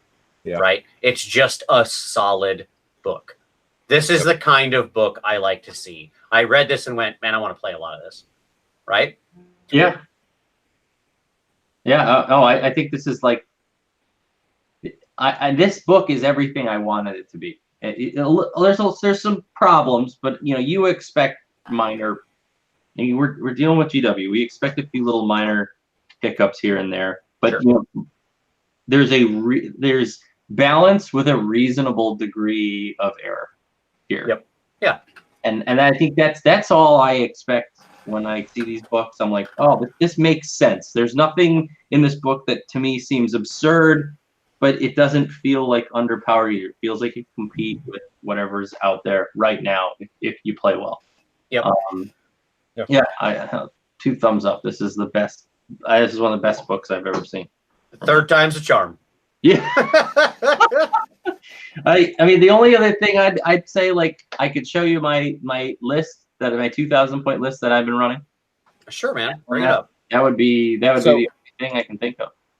So it just makes me wonder. Pop it up on your screen while Tom's talking here, and I'll share it. It makes me wonder if Night Hunt is going to get the same treatment that Khorne has over the last 3 years. Sure, in a year and a half. Because are they going to be the intentional, I don't know. I mean, they probably only probably need some points adjustments, and Night Hunt's good to go. They don't have a terrain piece. Come on, man. Everybody has terrain piece. Get out of here. Get out of here. Stop it. Here's what I think. I think that as an apology to all the Caradron Overlords players out there, you're going to release your book paperback if you want to buy it, but also free. Hey guys, we're sorry we did this to you. I don't see that happening, but I think they would celebrate nonetheless with a new with a new book. All right. So we got the Going Bloodlords. Here's Walk Bloodthirster, 3 Priests, the Secrator, 10 Warriors, 10 Reavers, 10 Reavers, Garrick's Reavers, which I love, and then the Wrathmongers and the Skull Cannons. Yeah, and nice. I got Gore Pillar. It's a little longer. Gore Pilgrims and all the endless spells or judgments. Whatever. No, it's fine. We get it. But this is my go-to list right now. I'm really loving this. It's got a little bit of everything. It's that's the kind of list I like to play.